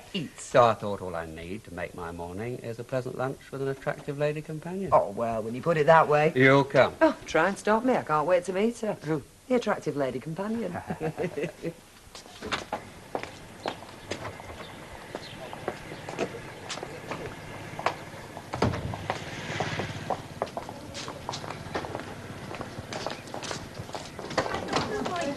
What are you going to do here? We're going to Rovers or what? I go on, then. But I want to call home before we go back. All right.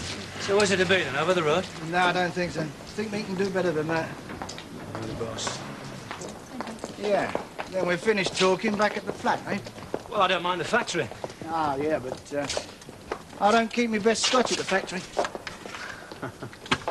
Right, that's 78, Ivy, please. Oh, right. Thanks. Take for hot pots. Yeah, love. we'll We'll settle up later. Ain't it nice and there's somewhere we can come without Baldwin breathing down his neck, that's for sure.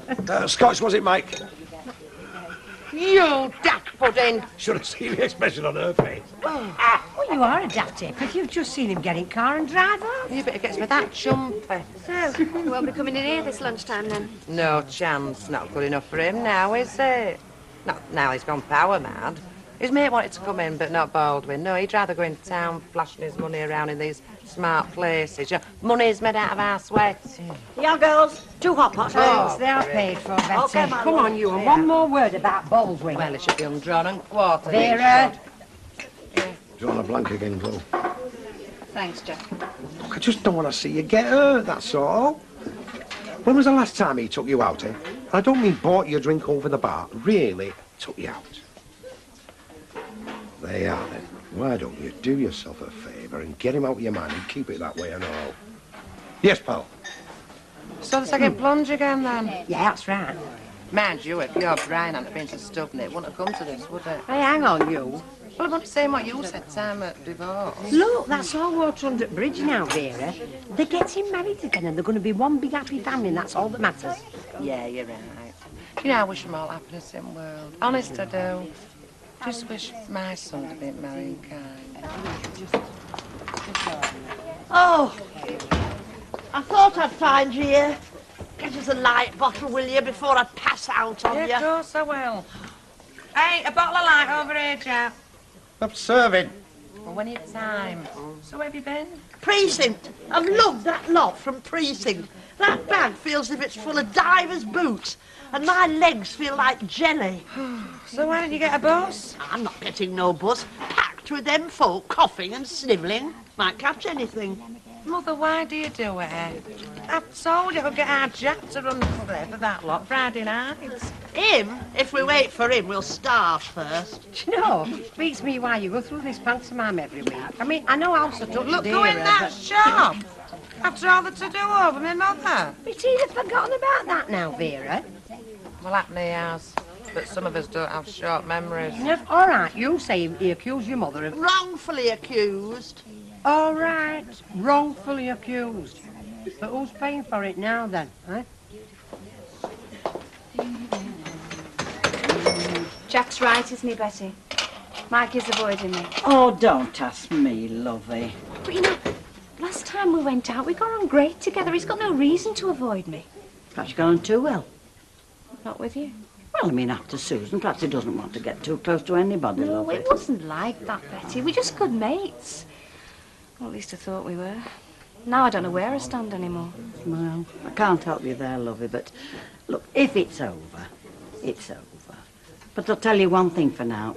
You're dafter than I give you credit for if you take Jack's word for it.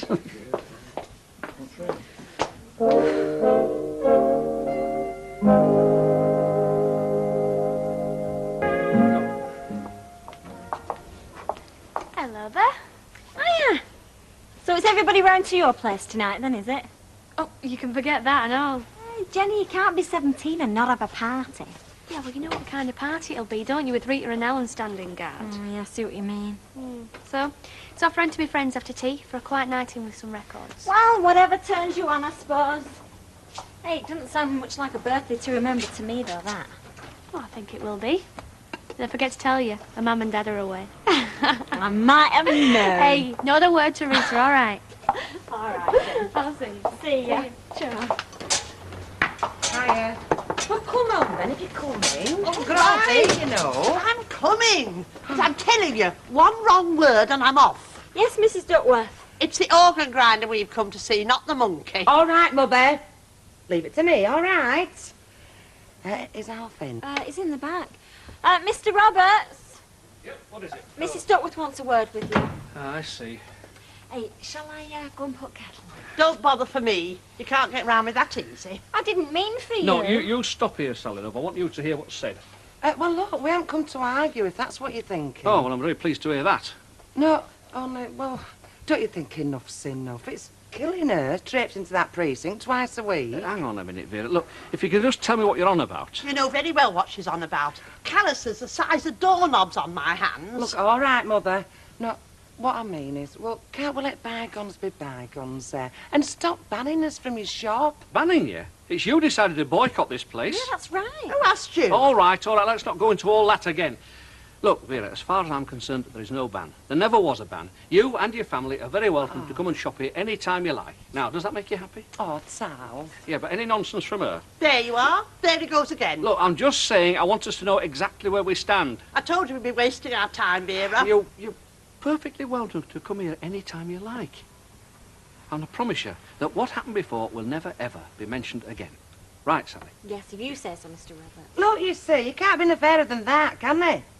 I suppose not. All right. But I'll be keeping my eye on you. Right, we've settled that now. What can I get you? Oh, no, it's our Alf, thanks. No, she did all her shopping this morning. Come on, I've got to get back to work. All right. What's tickling you? It does have its funny side, this, doesn't it? It does it?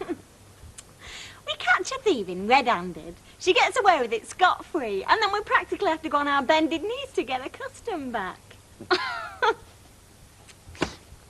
I'll go and put kettle on, shall I? You give all your customers this treatment, do you? Only the important ones. You flatter me. There you go. Cheers. Cheers. I think you're worried about our operation. Well, it's a big job, Mike. And I've got to be sure of meeting my own delivery dates. So let's say after you, after Tattersall's. Oh, there's no need for that. Well, you couldn't possibly handle the whole deal. Not on present working, but if I pile on the overtime, work 2 shifts, if necessary, I'll call him in at the weekend. And what about the cost? I can handle that. Well, overtime doesn't come cheap. And I know that working weekends can cost a lot of money. Not if you get your wage structure right to start with. Why do those girls stick with you, eh? A man of my charisma, who could refuse me? Hello, Emily. It's Gloria. Is Mike back yet? He isn't. Oh, right. Oh, well, I'll try and catch him there then. No message. Right. See you.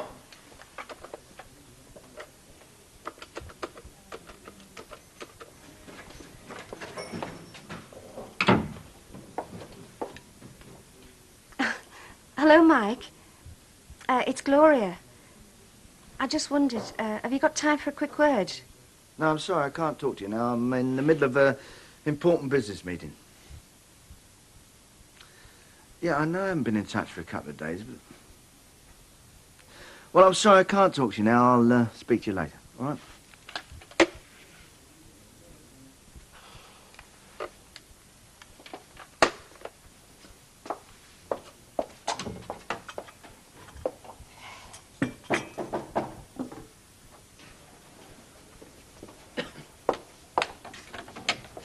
Hiya. Tom, thought you were supposed to be working. Yeah, sorry that, but a mate owed me a favour, didn't he? I'm free till tomorrow morning. You haven't eaten already, have you? No, just this minute got in. All right, forget that, look. Put your glad rags on and we'll eat out in style. I know a belting little sandwich bar down the Altingham Road. Bacon butchers like doorsteps, as much coffee as you can soap, and change out of a quid.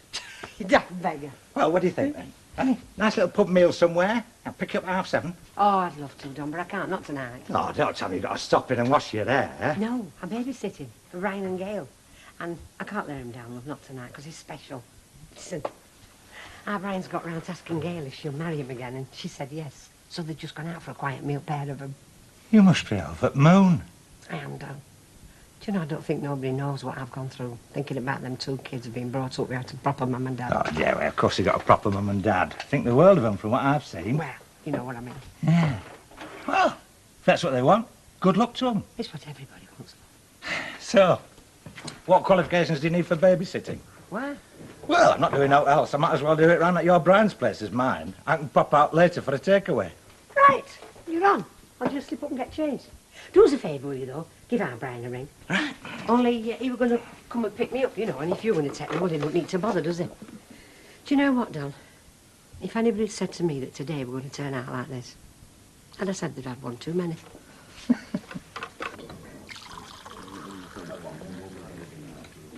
Come on, Chloe, it's not worth it. Don't know what you're talking about, Jack. You know damn well what I'm talking about, Mike Baldwin. Why don't you just face up to the fact that he's ditched you? Count your blessings, you're well short of it. Listen, Jack. When I want your advice on how to run my life, I'll ask for it. Until then, button it, eh? I don't want a good do. I want a quiet wedding, I've told you. But if Alf wants to lash out a few bob on a decent do, where's the harm in that? Not as if we're a couple of kids starting out. Look, I know that, Gail. There's no reason why we should keep it quiet. Happens to be the way I want it. Look, love, when we split up, right, the whole world knew about it. We kept tongues wagging around here for weeks. So the way I see it is there's nothing wrong with us letting them all know how it's going to end up. No wrong at all. There's not going to be a big wedding, Brian. Your mum is going to be very disappointed. She is disappointed. Well, you've told her. She's been going on about nothing else all day. I had to tell her. She was driving me up the wall. I told Alf, I told her, and I'm telling you. I don't want a big flash wedding. How did she take it? How do you think she took it? Very kind of Alf to offer, and I'm sorry I've had words with me mum over it, but it's our wedding, Brian. All I want to do is quietly slip away, get married, get on with the rest of our lives. No fuss, no hassle.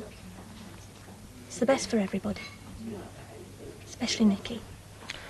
OK, love, if that's the way you want it. It is.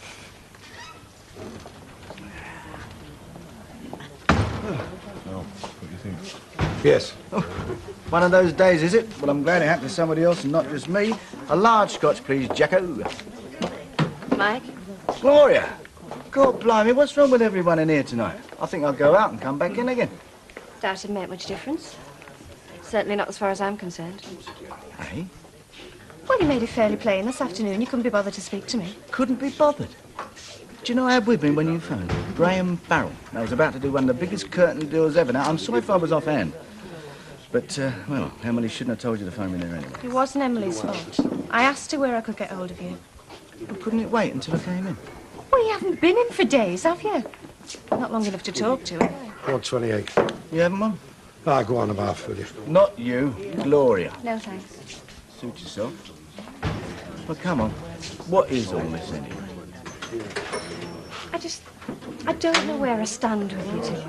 I mean, last time we went out, we got on like a house on fire. The next thing, you're ignoring me. Ignoring you? Well, that's the way it seems to me. Darling, I've got a business to run. I've just taken on a new line. I've got to get orders. That's a 24-hour day job as far as I'm concerned. It's a fact of life. And that's why you haven't been in touch. Cross my heart. What kind of a fool do you think I am, anyway? I'm sorry. It's just, you know, Well, from as where long I as you was see sent- things differently now. And remember, if that ever happens again, I've got a very, very good reason. I will. We pals again, then? Yeah, of course we are. Good. I'd have looked a bit of a noddy tomorrow night at dinner, wouldn't I? Tomorrow night? Yeah, I've arranged a foursome. Graham and his wife, you and me. It's a sort of thank you for the business he's given me and a bit of a sweetener for things to come. You've counted me in. Of course I have. Who else? You can get off, can't you? You try and stop me. I think I will have that drink after all. Be my guest. Hey, you've not forgotten Tracy, have you? Oh, what time does she want picking up? 1:30. No, I'm all right. Another 5 minutes, yeah. You know, it's times like this I'm kicking myself for never learning to drive. What with all me council business and Tracy wanting ferrying here, there and everywhere. Well, it's not too late to learn, you know. No, I know. Although they do say you need a lesson for every year of your age. It's not going to be cheap. I'm glad you said that, not me. All right, I'll get it then. Right. Hello, Weatherfield 8827. Oh, hello, Bob. Yes, I'm fine. How are you? Good, good. So, what can I do for you? Tomorrow? What time tomorrow? Lunch? Yeah. Sure, I can certainly meet you for lunch. What's the big occasion? Well, okay, yeah, if that's the way you want it, I'll just have to wait, won't I? Fine. Okay, yeah, see you tomorrow. Fine. Bye.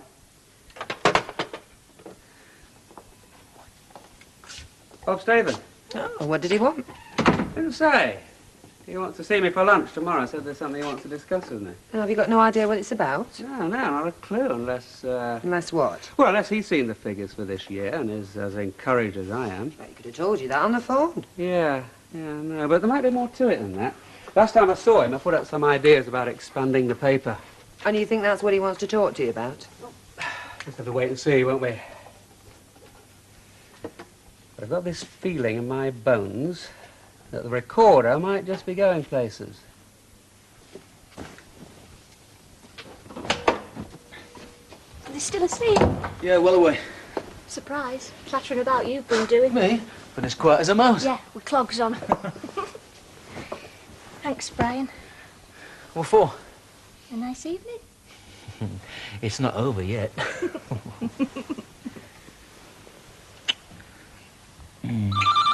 Ah, who the heck's that this time of night? Well, go on. Answer it. Hello? Oh, hi. Yeah, we had a smashing time. Where are you? Yeah, hang on, she's here. It's your mum. My mum? Sounds like she's in a phone box. Hello, Mum. Where are you?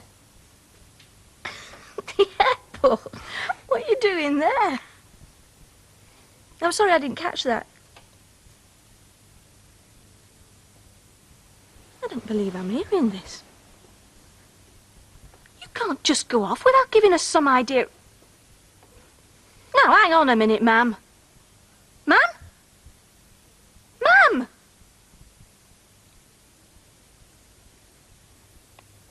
She's on her way to Canada. Canada? What the heck for? She didn't say. Just said ask Alf. Look, the thing is, be positive. I'm not completely stupid. Let him know how enthusiastic you are.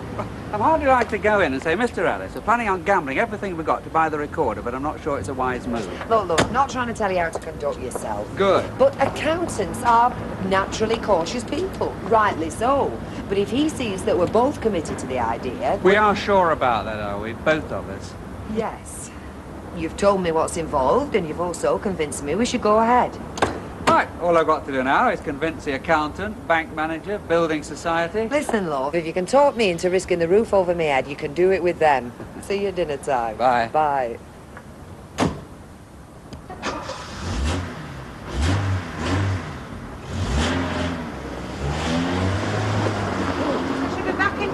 Wedding then? Well, I dare say she'll book a return flight once she sees Outland Lads. I mean, she's certainly not going to miss her daughter's wedding, is she? No. Hey, do you know, I think I'll get something off the shoulder, one of them twirly skirts, you know, that show your stocking socks but you don't gay Gordons. It's not going to be any dancing, Vera. It's going to be a quiet do. Yeah, but it's a wedding. I mean, a girl's entitled to dress up in a shade. Not like Flaming Scarlet O'Hara, she isn't. Morning, love. What the hell have you got in here, anyway? I shouldn't say hell, it's swearing. Oh, dead tomato butty. You told me off when I say swearing words. Yeah, all right. Nicky, half a jam tart with a green fur coat. Do you know how to clean this thing out? You smack me when I say bloody ref. Hey, and you'll get smacked again, young man. Try and be clever. Go on, get upstairs, get your hair out. You'll be late for school. You will tell your mum today. About Wednesday. Yeah, I'll pop in sometime. You'll not be pleased, will she? Well, it's just that time they're not. I reckon it's down to us to pick out when we do it. Now, you are sure you want to bring it forward, love? We've been through all this, haven't we? Yeah, no, but look, there's still time to put it back to plan A. Leave it till after April, after all. What, wait for me mum to stroll back, you mean? No tar. She can get on with her life, secrets and all. I'll get on with mine. Tell your mum the wedding's 2 o'clock on Wednesday. We look forward to seeing her there.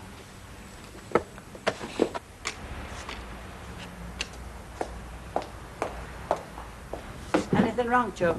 No, I'm fine. I hope you're not coming down with that rotten coal that Jack had. I doubt it. Well, you've not had 2 words for the cat since you come in, lovey. Well, it can't be a little ray of sunshine all the time, Betty. Not even me. Well, to tell you the truth,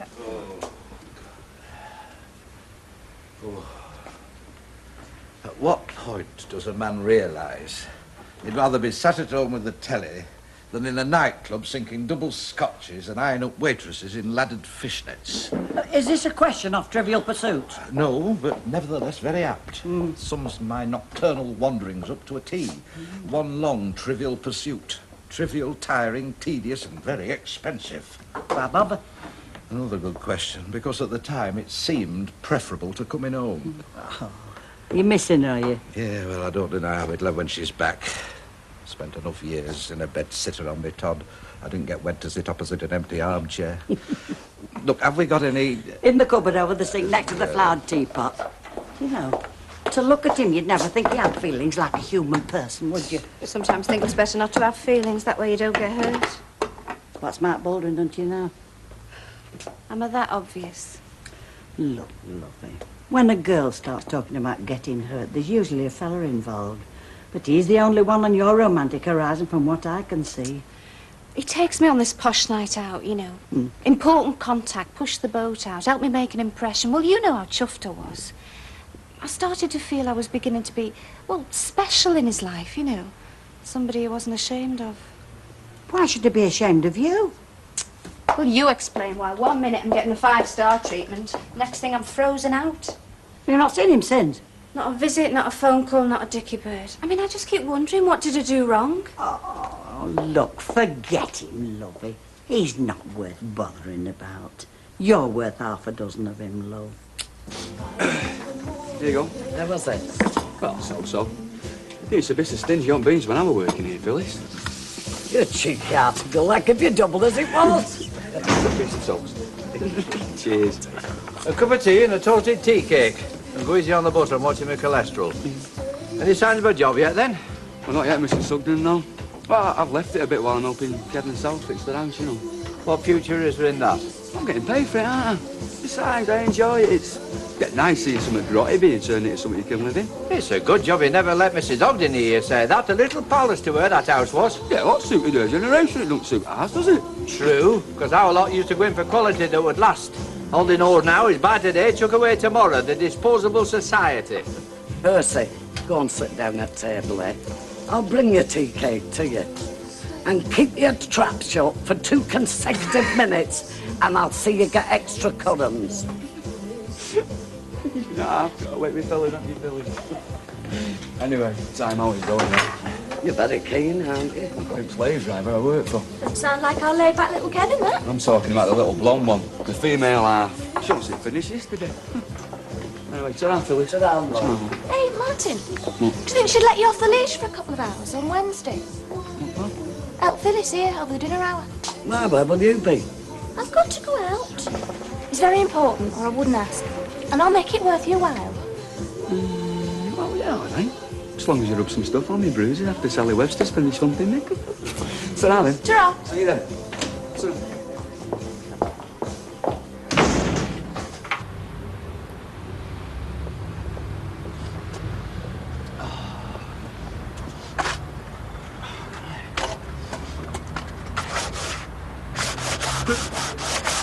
You what? You what? Where have you been?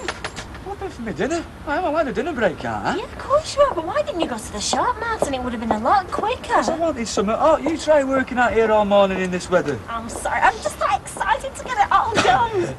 Well, what do you think of the curtains? Yeah, big improvement then, you know. Yeah, and the new door. Oh, aye. I'll tell you what you need, you know. You know, when tubs with trees in, you want one of them just to set it off. Oh, yeah, what a great idea. No, well, I'm not without my talents, you see. Yeah, Kev's dead good at practical stuff, but it's not very good on imagination. All right, then, I'll tell you what. I'll move in. You can benefit from both of us, can't you? No, thank you. Living with one fella is quite enough. Oh, and there's me thinking I'd had another good idea. Stay on, my love. Thank you, Betty. Card up. There we are. So, what did he say? Well, he didn't say no. On the other hand, he didn't exactly say yes either. Ken? You know what they're like. You said so yourself, a cautious breed. It seems it is feasible on the face of it. He reckons we'll have no problem raising the mortgage on the house or the bank loan, providing we keep it within reasonable limits. So with what we've got saved, it's a goer then? Once we've made sure there are no hidden snags. Oh, like what? Well, there's all sorts of things to look into, like whether Statham owes his bank any money.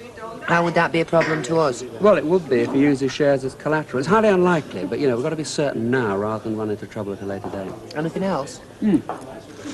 All sorts of other things, but mainly routine, but they weren't looking into. I mean, you know, we've got to be sure now rather than take any chances. But basically, if everything's okay, we can go ahead. Apparently. How does it feel? A bit like jumping out of a plane without a parachute. Be all right if we land in a bed of feathers? We will. I'm making no promises, love.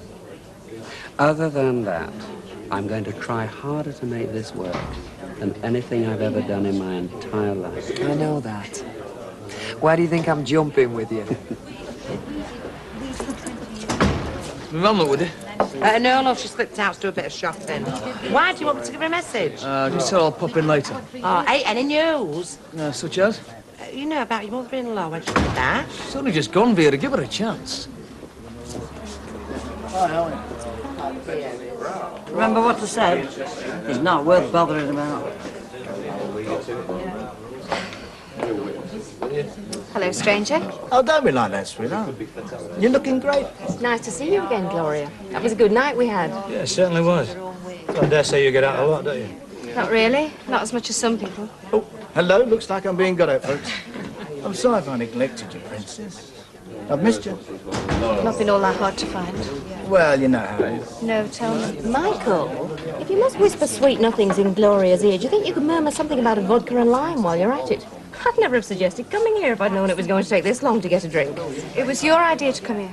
Oh, yes, we were across the road, and I said to the boys it'd be nice to come and see where Gloria works. Plus, we've had rave reviews about your Lancashire hot pot. Oh, not my Lancashire hot pot. No, no. This lady's responsible. I haven't even got that to recommend me.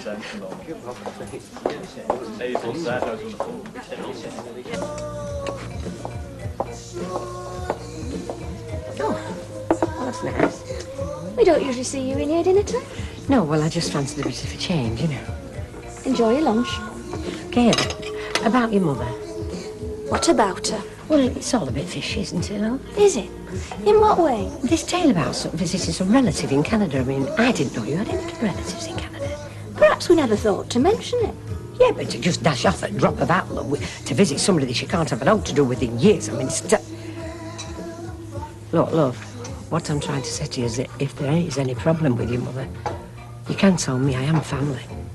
I'm sorry, Ivy. There's nothing to tell. Well, I don't believe that. That's up to you. Well, how long will she be gone for, then? When will she be coming back? I dare say she'll let us know. Well, she will be back for the wedding, I doubt it. What, you mean she's not coming back till April? I take it you've not seen Brian. No. He was supposed to tell you. We're not getting married in April, Ivy. We're getting married on Wednesday.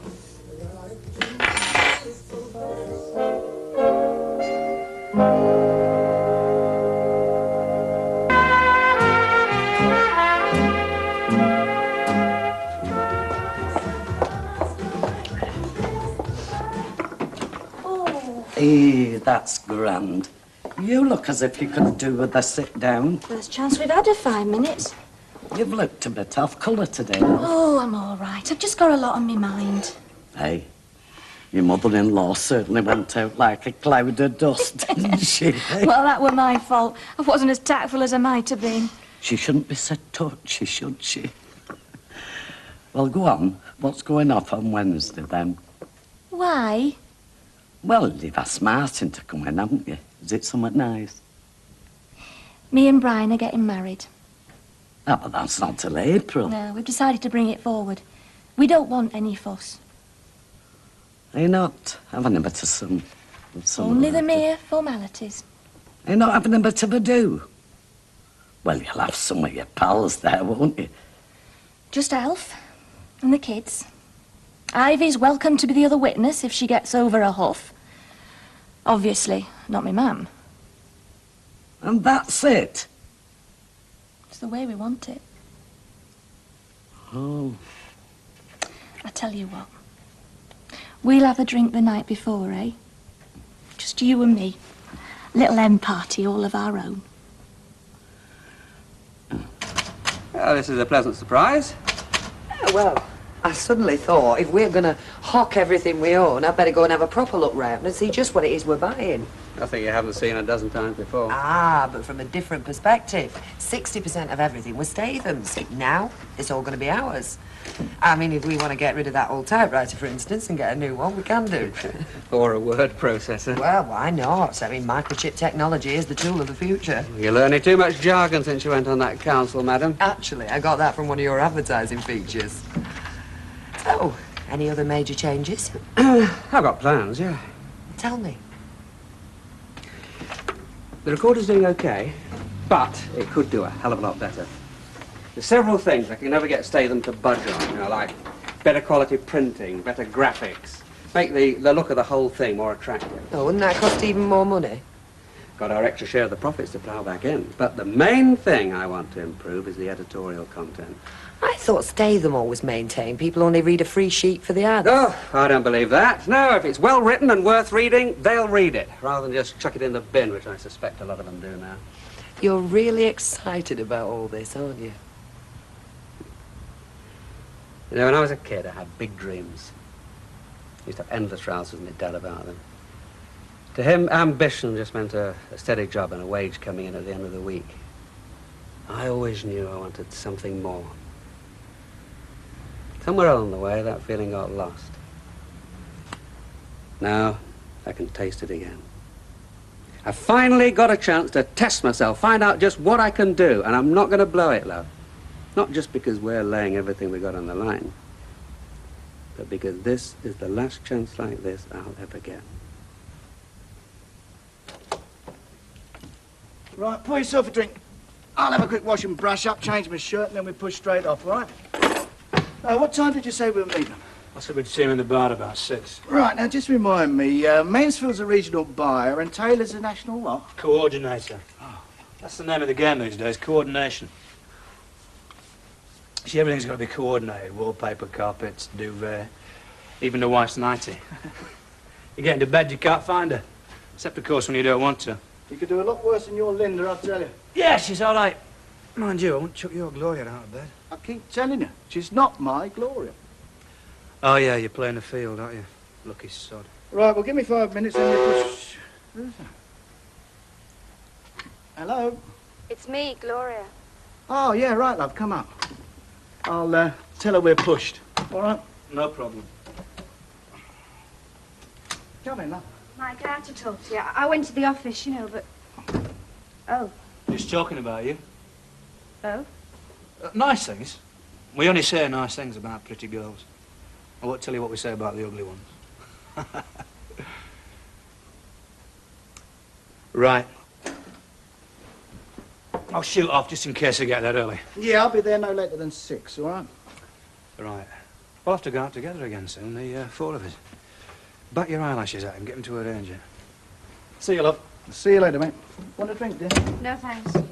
Well, at least sit yourself down. What did he mean, bat your eyelashes at him? Well, I don't know. It's just a figure of speech, that's all. That's how we're supposed to operate, isn't it? Bribe you by being cute. You're beginning to sound like my wife. So what sent you hot-footing round here after me, eh? All I said was there's something I wanted to talk to you about. I know dirty deeds at the Rovers, eh? Alec having a bit on the side while Bet's away, is he? On the contrary, he's missing her a lot. Some men are actually happy with just one woman. Oh, well, that depends on what woman it is. Now, if it was Rackle Welsh, For God's sake, Mike, we're more than just bodies, aren't we? You are beginning to sound like my wife. My almost ex-wife. What's so urgent then, sweetheart? Will you stop calling me sweetheart and darling? It doesn't mean a damn thing. Do you know what sincere is? Yeah, come on a minute. I mean, what have I done to deserve this? You really don't know, do you? Is it because we haven't been out lately, is that it? Well, I'm sorry, love, but I've been... Busy, I know. No, it isn't just because we haven't been out. I'm not some gold-digging little bimbo who just wants a good time, Mike. I thought we had more than that. Hang on a minute now. I didn't make any commitments. No, you didn't. But that doesn't mean you can treat me like a casual pickup. Aren't you being a bit dramatic, darling? Forget it. I don't think so. I think that's exactly the way you've treated me. What is it you want then, Gloria? To know where we stand. I didn't know that we had to stand anywhere. I thought we were two consenting adults and knew what it was all about. I'm talking about feelings and caring and respect. I'm not talking about one of your business deals. Have you got any feelings for me, Mike? And don't just say what you think I want to hear. I'd rather have the truth. Of course I've got feelings for you. I like you a lot. I think you're a great girl.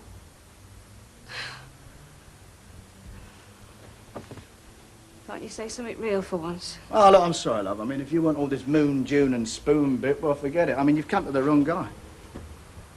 No. What I want is a proper relationship with someone I can trust. Not a will-o'-the-wisp who drops in and out of my life as and when he feels like it. I'm not a teenager anymore, Mike. I've had enough of those games. I didn't really expect anything. At least you know how I feel.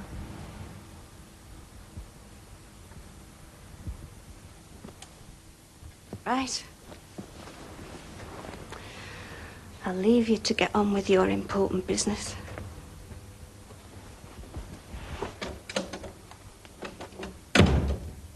What's that? It's champagne! Give over, it's sparkling wine. Well, it looks the same. Well, it tastes the same. I'd rather have a lager.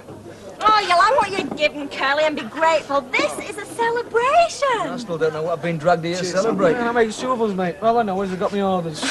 Well, we could celebrate the 79th seg on my painting, can't we? No, we're drinking a toast to the new house. God bless her and all who live in it, because we're moving in at the weekend. Cheers. Hey, hang on. It's not finished yet. Well, but the outside kills. That won't take long. This demon decorator is working. Behave. Hey, that's enough. We only need one more thing now. Oh, yeah, I went on the pools. No, a tree. You want something to replace Mrs. Ogden's mural? What is it, oak or ash or a 40-foot chestnut? No, you're not. Just like a little tiny baby and Kevin. They're topping outside the front door. With that and a hanging basket, I'll tell you what, I wouldn't swap houses with Fergie. Hello, love. Can I have a word with you? No chance. What's this balmy idea about you getting married on Wednesday? We've decided not to wait till April. Why is it balmy? I thought you'd be pleased. Pleased? Please me? With a hole in the corner do? 5 minutes in the register office, nobody there, no reception, and apparently you're both going straight back to work. What kind of a wedding's that, for heaven's sake? It's the kind we both want. You mean it's the kind that she wants for some peculiar reason of her own? Honestly, it's like she's ashamed to marry you, Brian. The more I see about that family, the less I should be surprised at what they get up to. It's right what they say, like mother, like daughter. Oh, Mum, look, will you leave it, eh? It's what we've agreed and it's what's going to happen. And people who matter will be there. I hope you'll be there for the start. Oh, I am invited, am I? Oh, how big of you. Me and who else? The Coleman's cat? Finally deigned to pop in and give us a hand for 10 minutes, have you? Don't start, Alec. I'm in no mood. If you want to sack me, do it. Oh, well, no, I didn't mean that. Good. In that case, I'll put my coat in the back and start work, shall I? Yeah. Are you feeling all right, love? Me? Oh, I'm terrific. I think I've just made a complete fool of myself. I've lost any self-respect I might have had. But other than that, everything's fine. Hi. Hi. Tea won't be long. I've only just got in myself. I've seen me, Mum. Gather you saw first. I'm sorry, Brian. I didn't mean to blurt it out about Wednesday the way I did. She got me goat. quizzing me about Audrey. She's not pleased, is she? It's not down to her, is it? Thanks, Brian. For? They're being supportive. She is your man. Couldn't have blamed you if you saw it from her point of view. Well, I might have if it wasn't for the latest developments. That's one thing about Audrey. She's always full of surprises. Love, if you want to delay the wedding, let's just do it. What? Why should I think of her? What's she been thinking of all these years? And it's not because she's had another kid. She always was feckless. That's Audrey. God knows I'm in no position to make moral judgments. It's keeping it from me all these years. It's thinking I knew her. Trusting her. Finding out your own mother's a stranger you don't really know at all. Hey, love, don't. Whatever mess she's made of it, it's her life. We've got her own to think of now. Yeah. I can promise you one thing, Brian. My kids are going to grow up feeling safe. Knowing where they came from. Knowing who their mum and dad are. And respecting them. So Wednesday's not such a bad idea, then? It's not such a bad idea at all.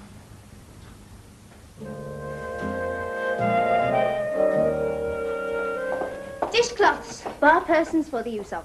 Dishcloth to you and all. His nibs give you a rise, has he? I should, Coco. He's in there having his breakfast. There's not a word for the cat. Yeah, he's perhaps not got his teeth in. Hey, why don't we hide his denture pot so when Beck comes back from Morocco, he's minus his china?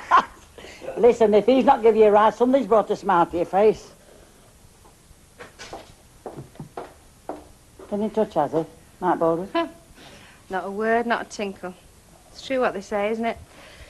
You don't know folk till you've had a row with them. It's usually the crunch, lovey. Oh, Betty, I wish I could be... What's the word, you know? Flip, laid back, cool. Swanning through life without giving a damn. Well, you'll have to get a pair of long gloves and one of those posh cigarette holders.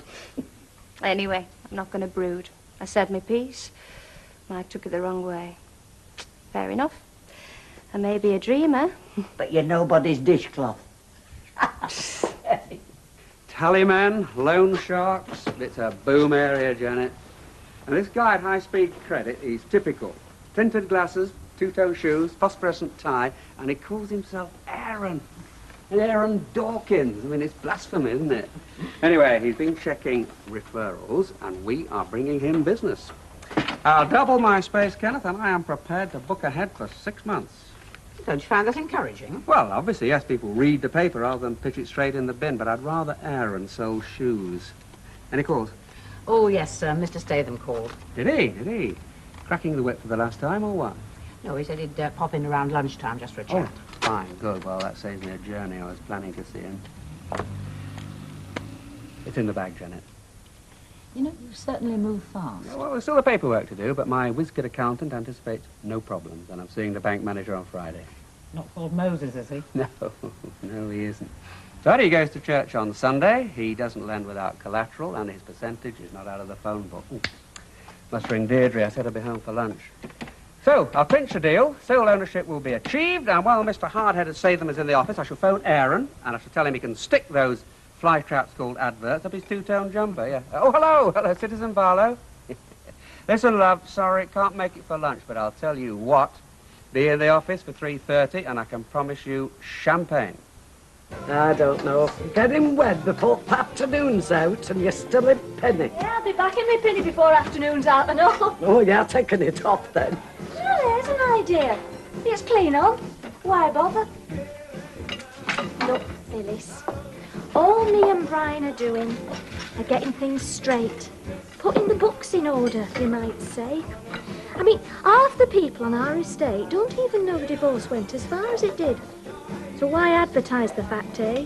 The big show-off wedding.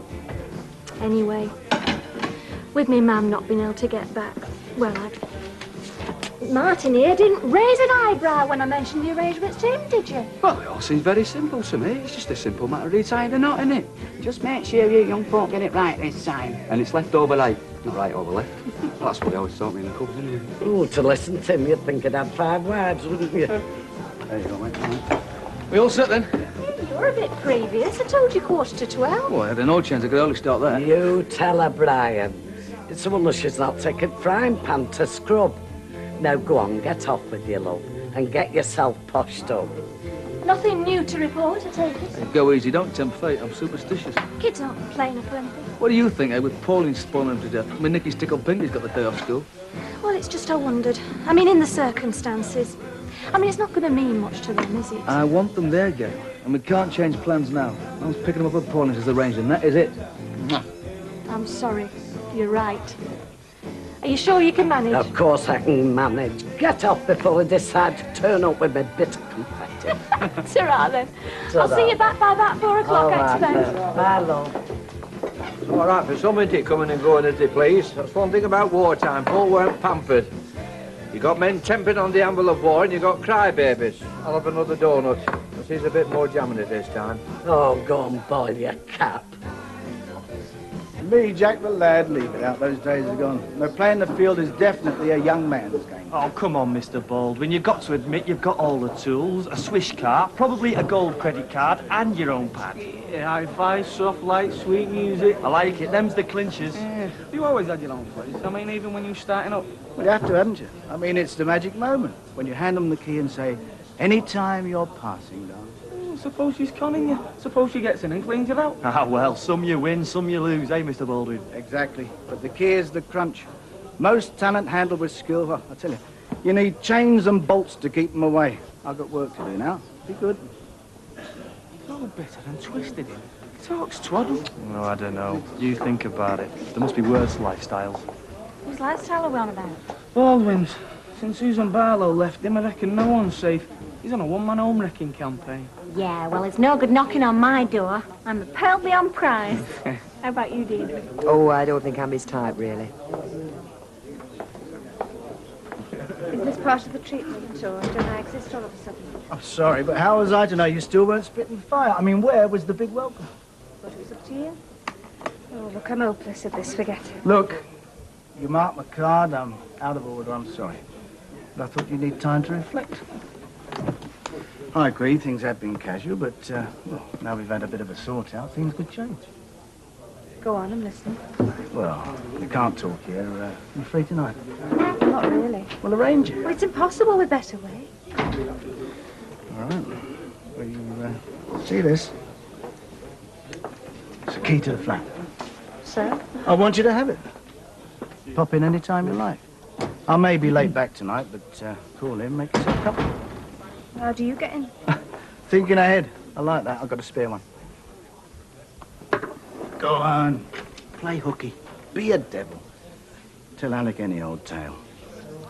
Who knows, seeing you sitting there after a hard day on the hoof, well, could be something I might not want to lose.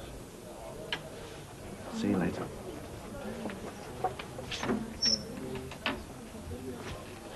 A word of advice, Petrel. If you must drive the clients to drink, do it in the Flying Horse, will you? That way they might come and drown their sorrows in here. This road round, you're putting money in the wrong till. Oh, don't you look smart? I wish you were my young man. Something on the end of my nose. Oh, it's just a speck of soot hang about there. Now listen, you do understand what today is all about, love, don't you? Hey, they're late, you know. Don't you think we better stand inside before we get his death? Only this ain't like last time your mum and dad got wet. Did I come to that? No, of course you didn't. You weren't there. You weren't even expected. Only your dad went away for a while, you see, and when that happens, although it is at church, your mum and dad are still wed, law says that they're not quite. I've got the distinct feeling that this child's wet herself. Actually, give it here. Hey, listen. You're going to be a good lad, aren't you? Park it, isn't it? When you get to school tomorrow, don't be telling your pals that you're at your mum and dad's wedding. Hey up! I think this could be them.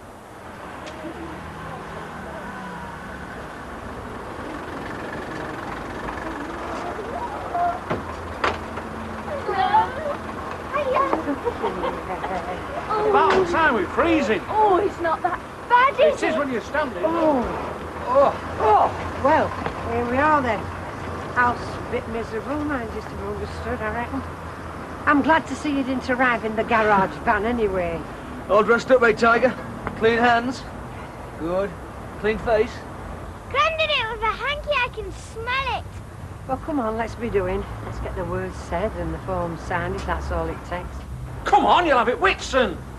Mum, don't fret because I've thought of something to make it really special.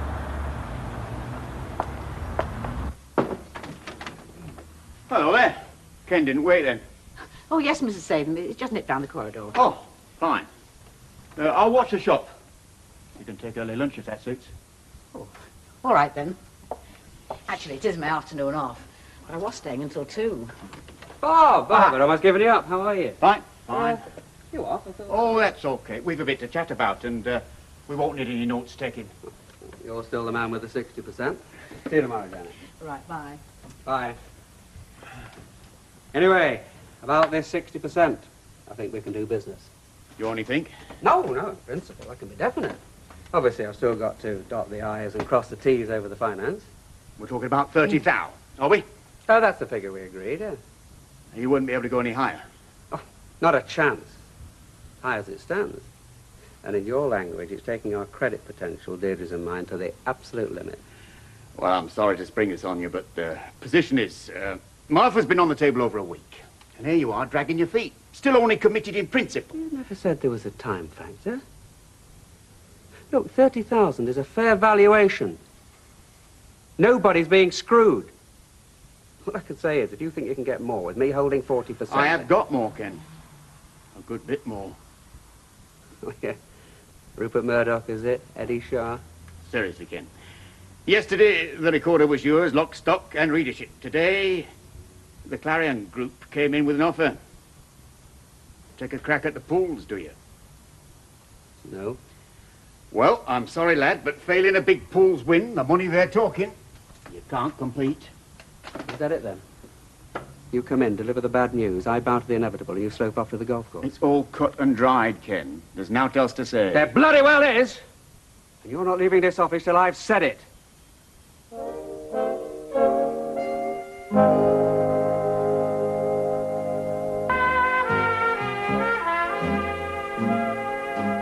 Now, hold on, son. I have been dead straight about this. You got first refusal.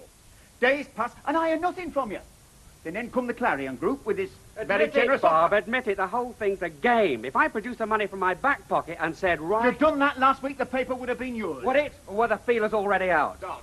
Clarion people come out of nowhere. Why? How do they know? I'll bet you had circulars printed. They were flying a kite. This is how the big lads operate. Yes, exactly. They see something promising, something has been built up, and they pounce on it.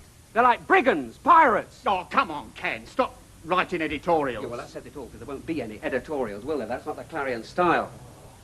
You live in the past. Your instincts are all wrong for this racket. I just don't happen to see it as a racket. Which is why the Clarion won't wear me. Well, if that's how you see things, son, why don't you flog 'em your 40% on the same terms I'm getting, and then you can spend some time on your swing? I don't play golf. You ought to. Does wonders for your nerves. If you're not in a club, I could propose you. I thought you were retiring to Spain. Pay your first membership fee, parting gift, so to speak. No, thank you. Well, take me advice. Contact the Clarion and Mr. Kavanagh. Have a look at the colour of their money before you make any final decision. In other words, back to square one. A cheque in the bank, and not a clue what to do with the rest of my life. I'll be in touch.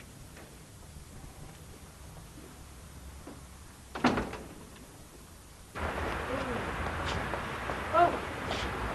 Well, I don't know. I've had more inspiration going for private bingo. Right, stand still now. Come on, settle down. Keep still. I couldn't take my eyes off the registrar's Adam's apple. Actually, it was a bit embarrassing, you know. I fixed his clutch last week and he wasn't very happy about the bill. Hey, you don't see many Adam's apples these days, do you? Not like you used to do. I reckon it with them collar studs. Say cheese. Cheese. Why do we have to say cheese? Here, Abby, you take it away now. Oh, right. Let's have one for the family album. Yeah. Oh, all right, come on, love. Right, Mum. You got your focus right? We all in shot? Yeah, bang on. Go. It's an eternity ring. What does eternity mean? It means forever. It's lovely, Brian. Thank you. Right, come on. Best Sunday smiles before next happy couple come along for conveyor belt.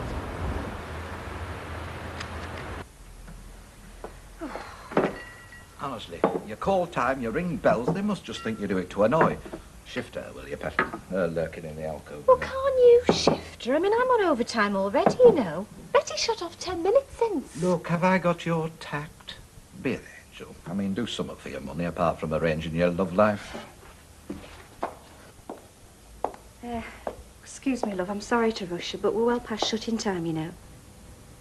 Oh, Linda, I didn't see you come in. It wasn't a big entrance. Are you waiting for Graham, are you? I mean, is he at the factory doing business with Mike? My precious husband's always doing business. He's a businessman, period. I'd have said Mike was worse. Oh, no, not entirely. Mike knows how to relax. And smile. Oh, can he smile? Yeah, I'd noticed that. He does come in here, doesn't he? Him and his smile. It's a regular haunt. Well, mostly. He was in earlier, you know, but, well, he had to go. Oh. I hoped I might find him had a favour to ask. What was that? A favour? Oh, something and nothing. Oh, well. It's home for me. Care to come along? Share a bottle of the best? No, I've got some ironing to finish, you know, and, I think you've had enough to drink already. And I think you should wear gingham and put your hair in plaits. Don't get rattled. I think you're a nice kid. Too nice for the company you're keeping. Bye. Well, that took long enough, didn't it? What was all the chat about? Inviting you to join the sisterhood? No, she was inquiring about the darts team.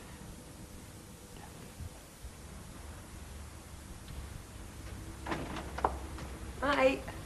Well, here I am, ready to celebrate. Oh, what's happened? Where's the paper hats? The glasses are bubbly. I hear no corks popping. The deal's off. Statham's had a better offer and he's taken it. Oh, Ken. What a stroke. What a flaming letdown. Who else has been? The Clarion Group. Are they big? Fairly. And obviously ambitious to get bigger. Is that bad news from our point of view? Bound to be. I mean, 2 hours ago I had this vision of total independence, not even Statham's marginal niggles to cope with. Now, got this Clarion Group cracking the whip. What do you know about them? Well, not a lot, but I can guess. A typical free sheet packed with advertisements and what space is left filled with handouts and horoscopes. You know, the usual drivel. Look, love, I feel for you, but aren't you piling it on a bit? You mean I might be wrong? You mean the Clarion might be another new statesman, the Accrington Literary Gazette? Come on. How much high-powered reporting do you carry? But I was working on it, Deirdre. I was getting a lot of good local stuff in. The response to adverts was good. The revenue was steady. I could have made the Recorder into a real newspaper. Well, if the Clarion bigwigs see that your policy's successful... No, they don't want that kind of success. They don't want a niche in the community. They just want to milk the advertising revenue. No, they'll kill all that, starting with the council newsletter. Look, love, just wait and see. There is an alternative. Statham reckons they'd buy my shares pro rata for his. And what's that in your actual brass?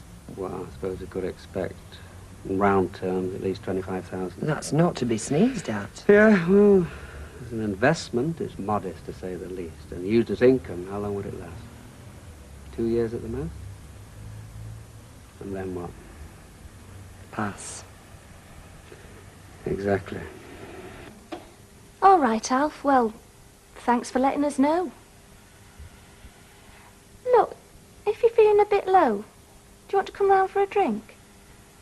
Kids are all tucked up. No. All right, then. I'll see you soon, Alf. Night.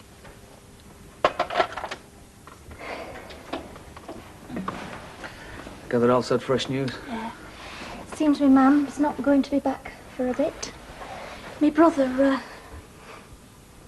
well, the long and short of it is he's still in intensive care. But there's hope. How do you feel? Confused. I suppose me Mum will give me an explanation when she finally lands back. I just pray he'll pull through. Nothing much wrong with having a brother after all. Whatever his name is. How's the ring? It's lovely. Listen, why don't we make a night of it, eh? Let's go out dancing or something, like we used to when we were courting, you know, just the two of us. I'd love to, Brian, but it's the kids. You know, Pauline's doing nothing. She said she'd pop round if I phoned. She does enough as it is. Well, we pay her. Oh, Brian. Just hold me. I want to feel loved.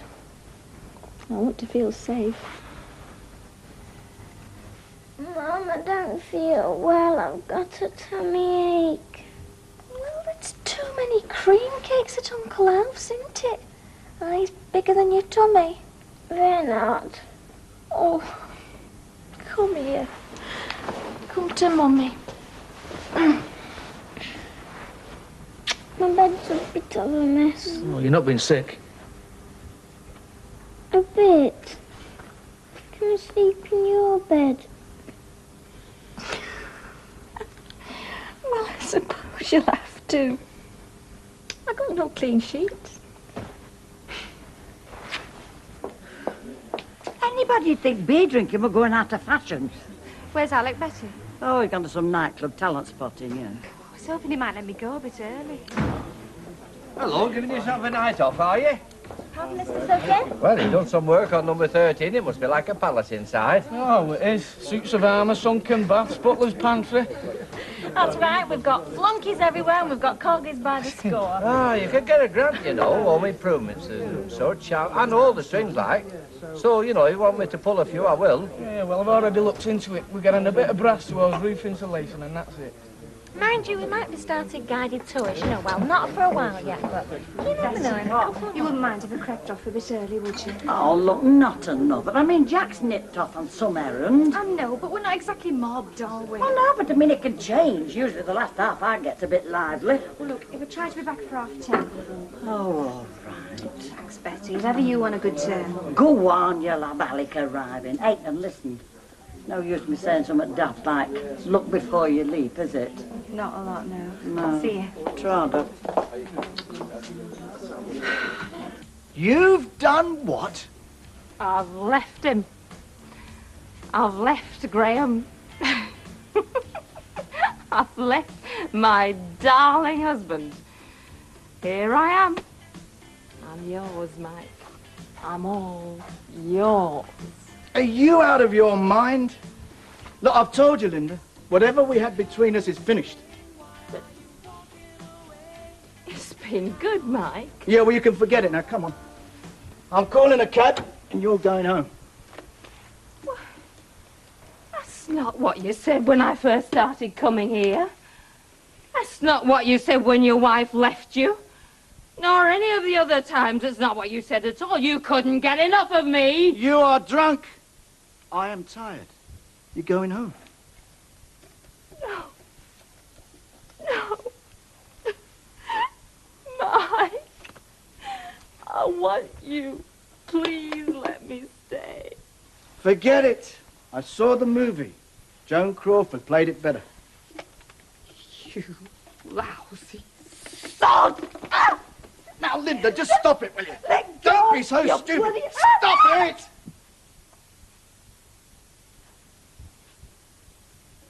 Linda? Come on, Linda, get up. You're not hurt. Linda! She's drunk. She's out of her skull. Linda, come on. Stop faking, Linda. She's not faking. Mike, what have you done? I didn't touch her.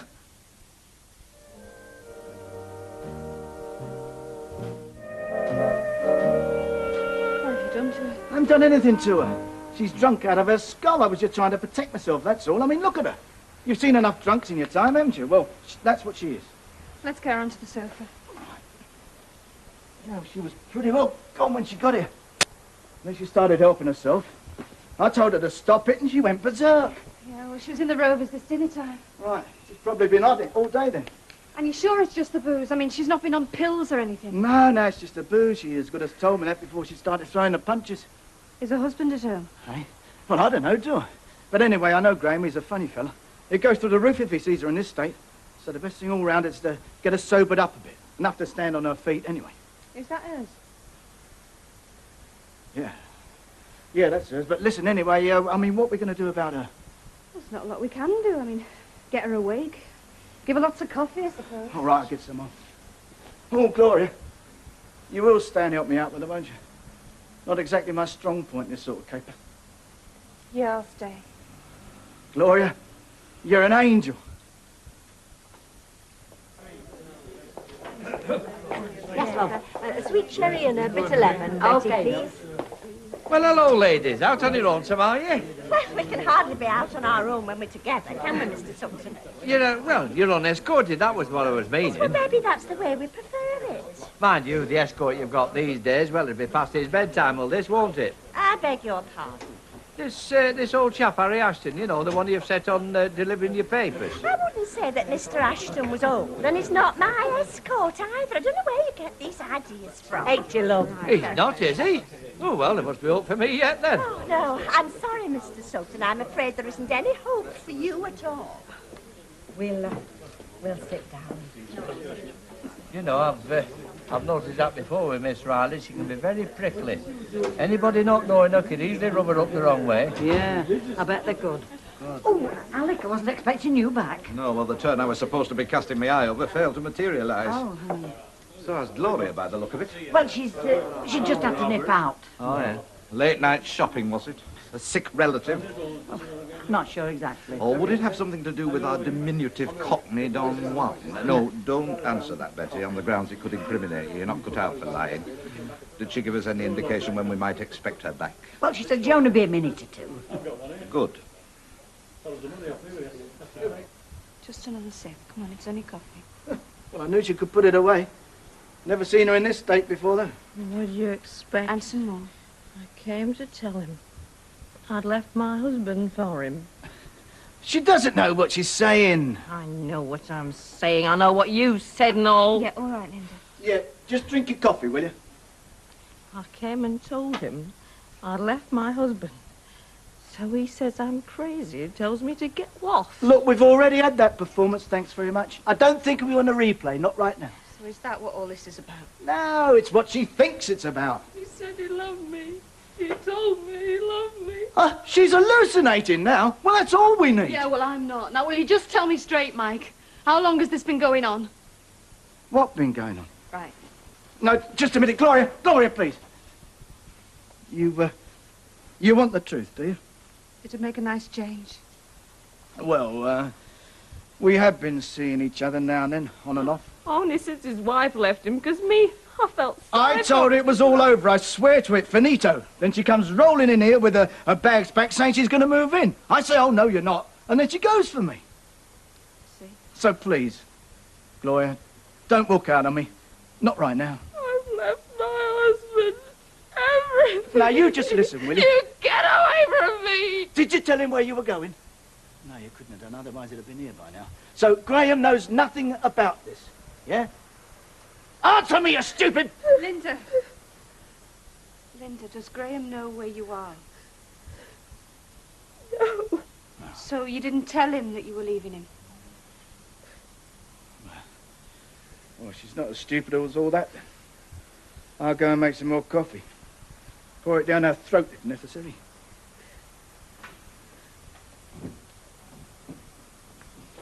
All right, I'll be right with you, love. Yes, Whiskey, please. I'm here when you're ready, boss.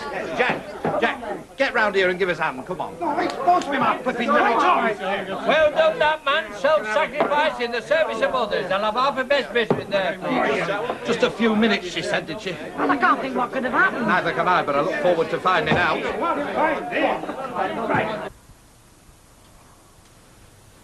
She's not being sick again, is she? No. Oh, thank God for that. Gloria, will you do us one last favour? You never know when to stop pushing your luck, do you, Mike? Oh, come on, darling. It's been a hard night. We're both tired. Let's skip the sermon, eh? You must think I'm that stupid. I mean, I must really be one of the most stupid people you've ever come across, wouldn't you say?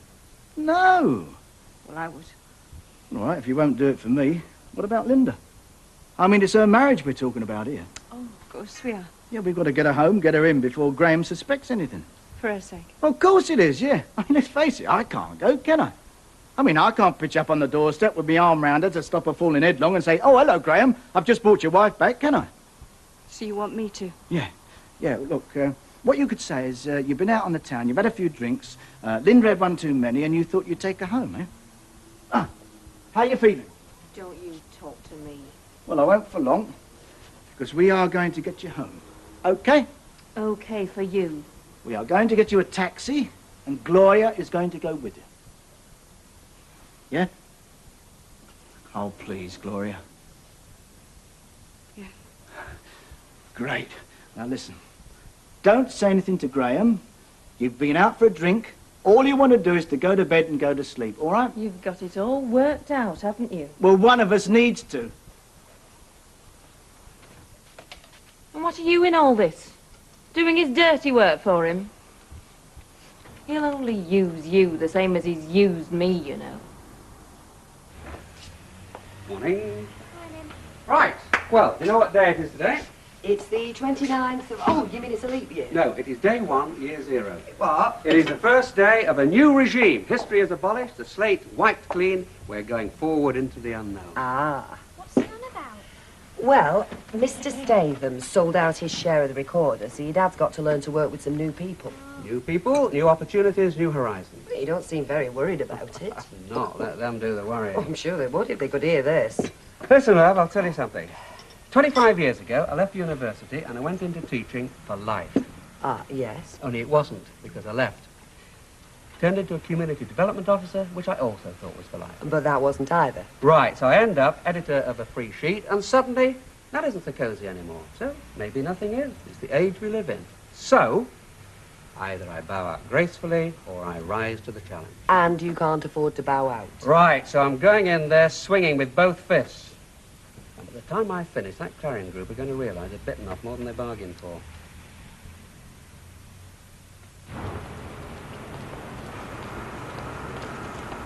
Gloria! Did you get home all right? Yeah. Was Graham there?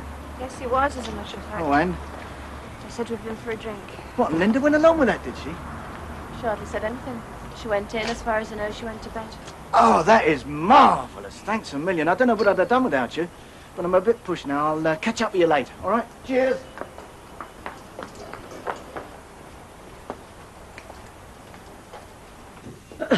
Oh, am I glad to see you, lovey.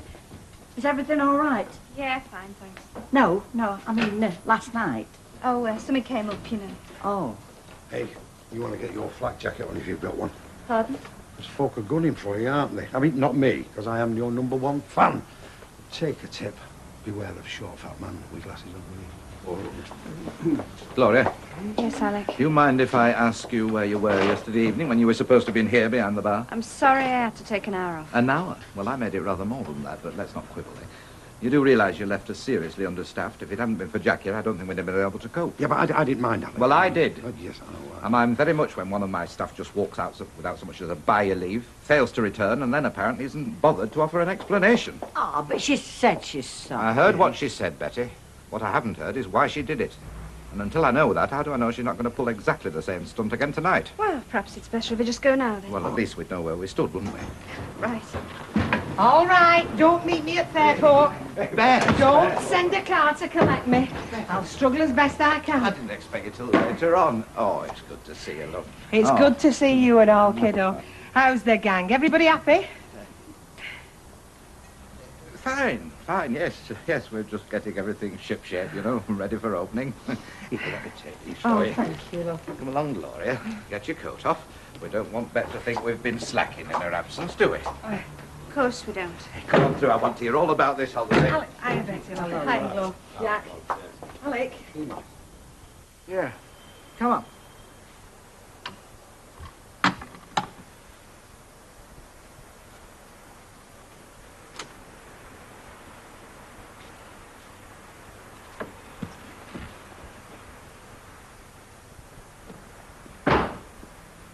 Oh, come in, old son. Sit down.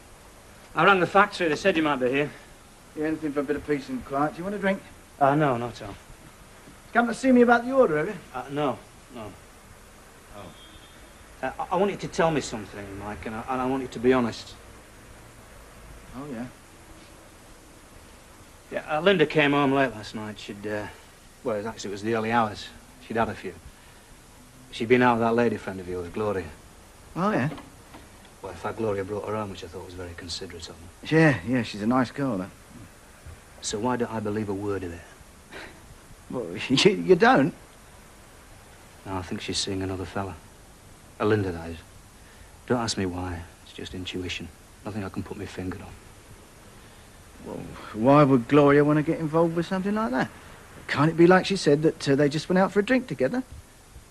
Well, I suppose it's possible. You'd believe Gloria, would you? I mean, she's a reliable sort of girl. Oh, yeah. Yeah, absolutely.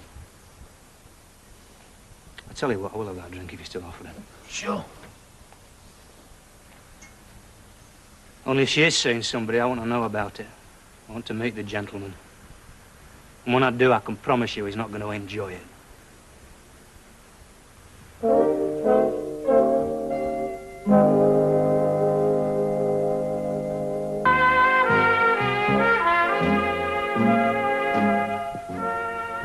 Great, yeah. Terrific. Oh, you think so, do you? Yeah. Puts me in mind of Casablanca and Humphrey Bogart. Puts me in mind of Tommy Cooper. Right.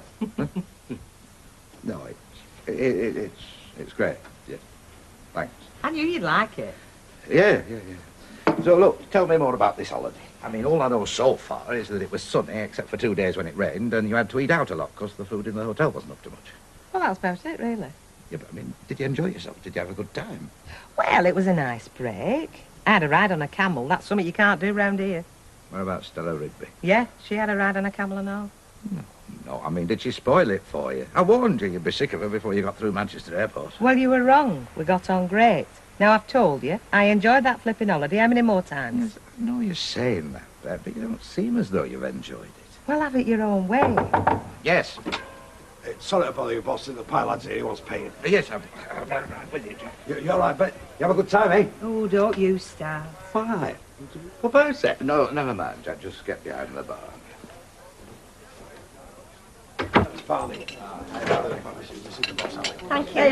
By the way, Betty, did Mr. Sugden say anything to you last night? Oh, he's always saying something to his person. I generally don't listen. It's just that I thought I might have spoken a bit harshly to him, and I wouldn't want to offend him. Percy, he's got a hide like a rhinoceros. You'll not offend him easily, lovely. Yes, love. Scotch, please. Okay.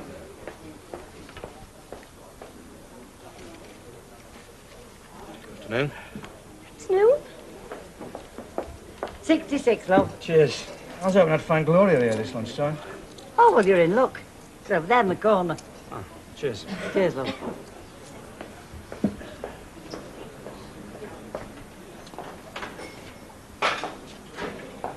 We meet again. Oh, hello. You get home all right? Yes, yeah. Was Linda all right? She had a bit of a thick head this morning. Spot of amnesia as well. How do you mean? Well, I asked her where you two had got to last night, and she doesn't seem to remember, you know. She says some pub and then some club. I say which one, what's the names, and that's when the amnesia strikes. Yeah, well, we had a few drinks in here, you know, before we left. I don't think we paid much attention to where we were after that. Oh, that's another funny thing. What? Well, she'd been drinking, yeah? I mean, she stank of it, but you struck me as being sober as a judge. Must be the length of time I spent in here. I must be immune.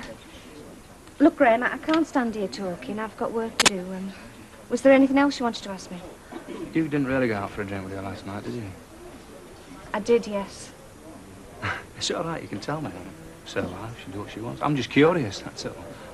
We went out, we had a few drinks, then I took her home. Now, will you excuse me? You know, I almost believe you. What do you mean you've got to go out? You've only just got back in. Well, I'm just going to call on Stella. She's got some stuff of mine that we put in a case. Well, that were a daft thing to do, weren't Not it? really. She'd more space than I had.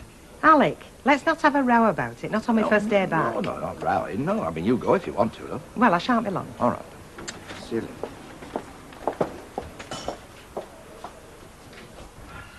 Now then, let me introduce Nick Kavanagh, who owns the Clarion Group of Well, you know what's happening.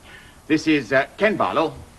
Pleased to meet you. Yes. And Mrs. Bamford, who's Ken's Eddie Camp, as it were. All right. How do you do? Right, well, this is where I become redundant.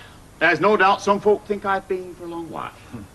Anyway, Leave you to it, shall Why not? I? Enjoy yourselves. I know I intend to. Bye, Bob. Anyone like coffee? Please, Janet. Yeah, I don't mind. Well, it's not Fleet Street, is it? Not even Wapping. No, no, we like to think we're better than that. How long have you been here? 4 years. And do you not get depressed? Oh, I might get depressed if I thought the paper was doing badly, but I don't think it is. I think they're making quite a decent job of it. In an age when decency's out of fashion, eh? I don't know what Mr. Statham's told you about me. Not very much. Well, 3 years ago I was advertising manager on the Evening Telegraph. Only fortunately I was able to read the writing on the wall, which at the time was all it carried that was worth reading. So I managed to get out with redundancy before the whole thing folded. Bought myself into the free sheet game, and now I've got 4, and this makes 5. Feel I should applaud. Don't let me stop you.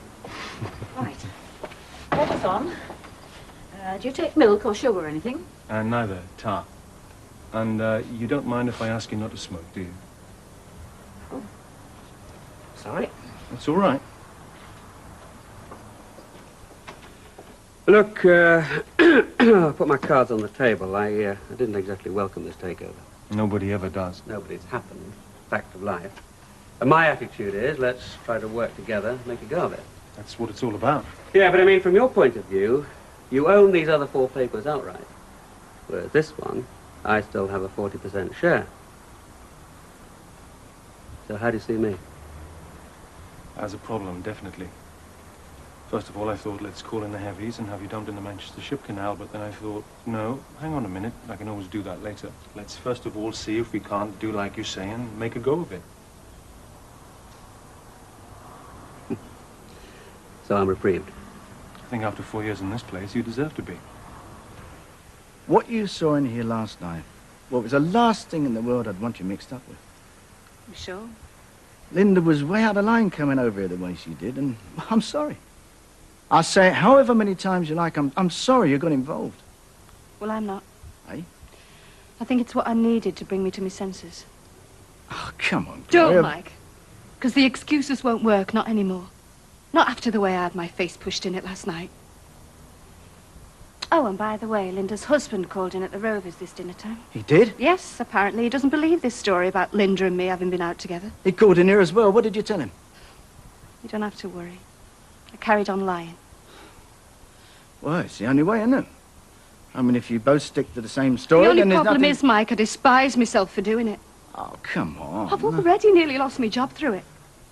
And I've certainly lost my self-respect. I mean, be honest. You've used me, haven't you?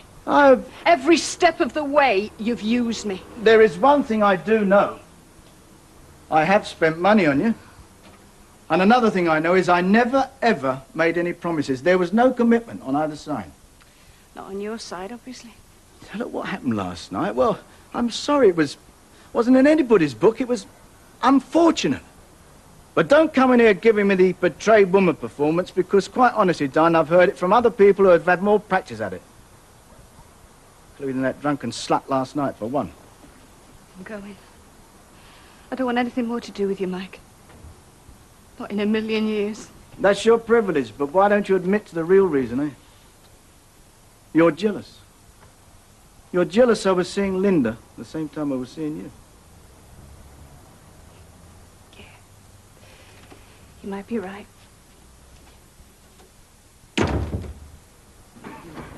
Yes, Curly, lad. Pint of bitter, please, Jack.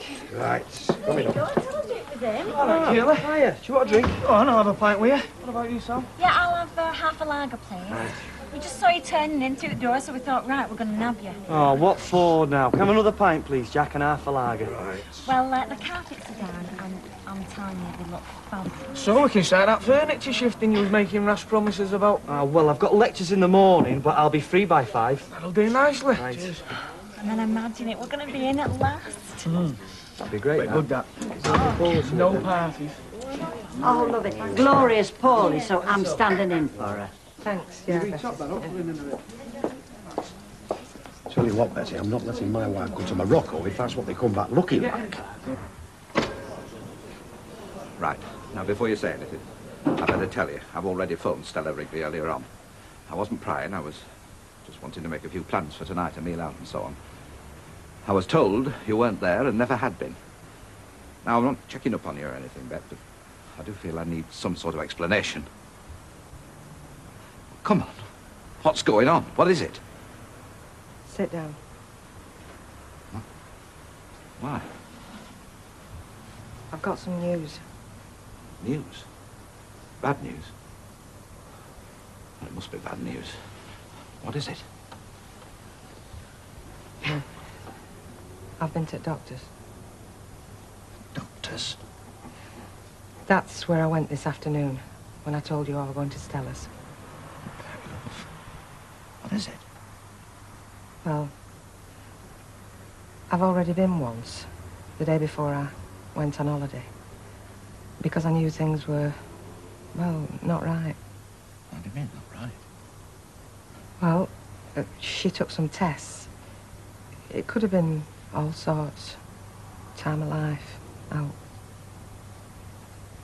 And today you've got the results of those tests, have you? And? Look, Beth, for God's sake, whatever it is, tell me. You're going to be a daddy. I'm having a baby, Alec. The tests have confirmed it. No question. We are having a baby.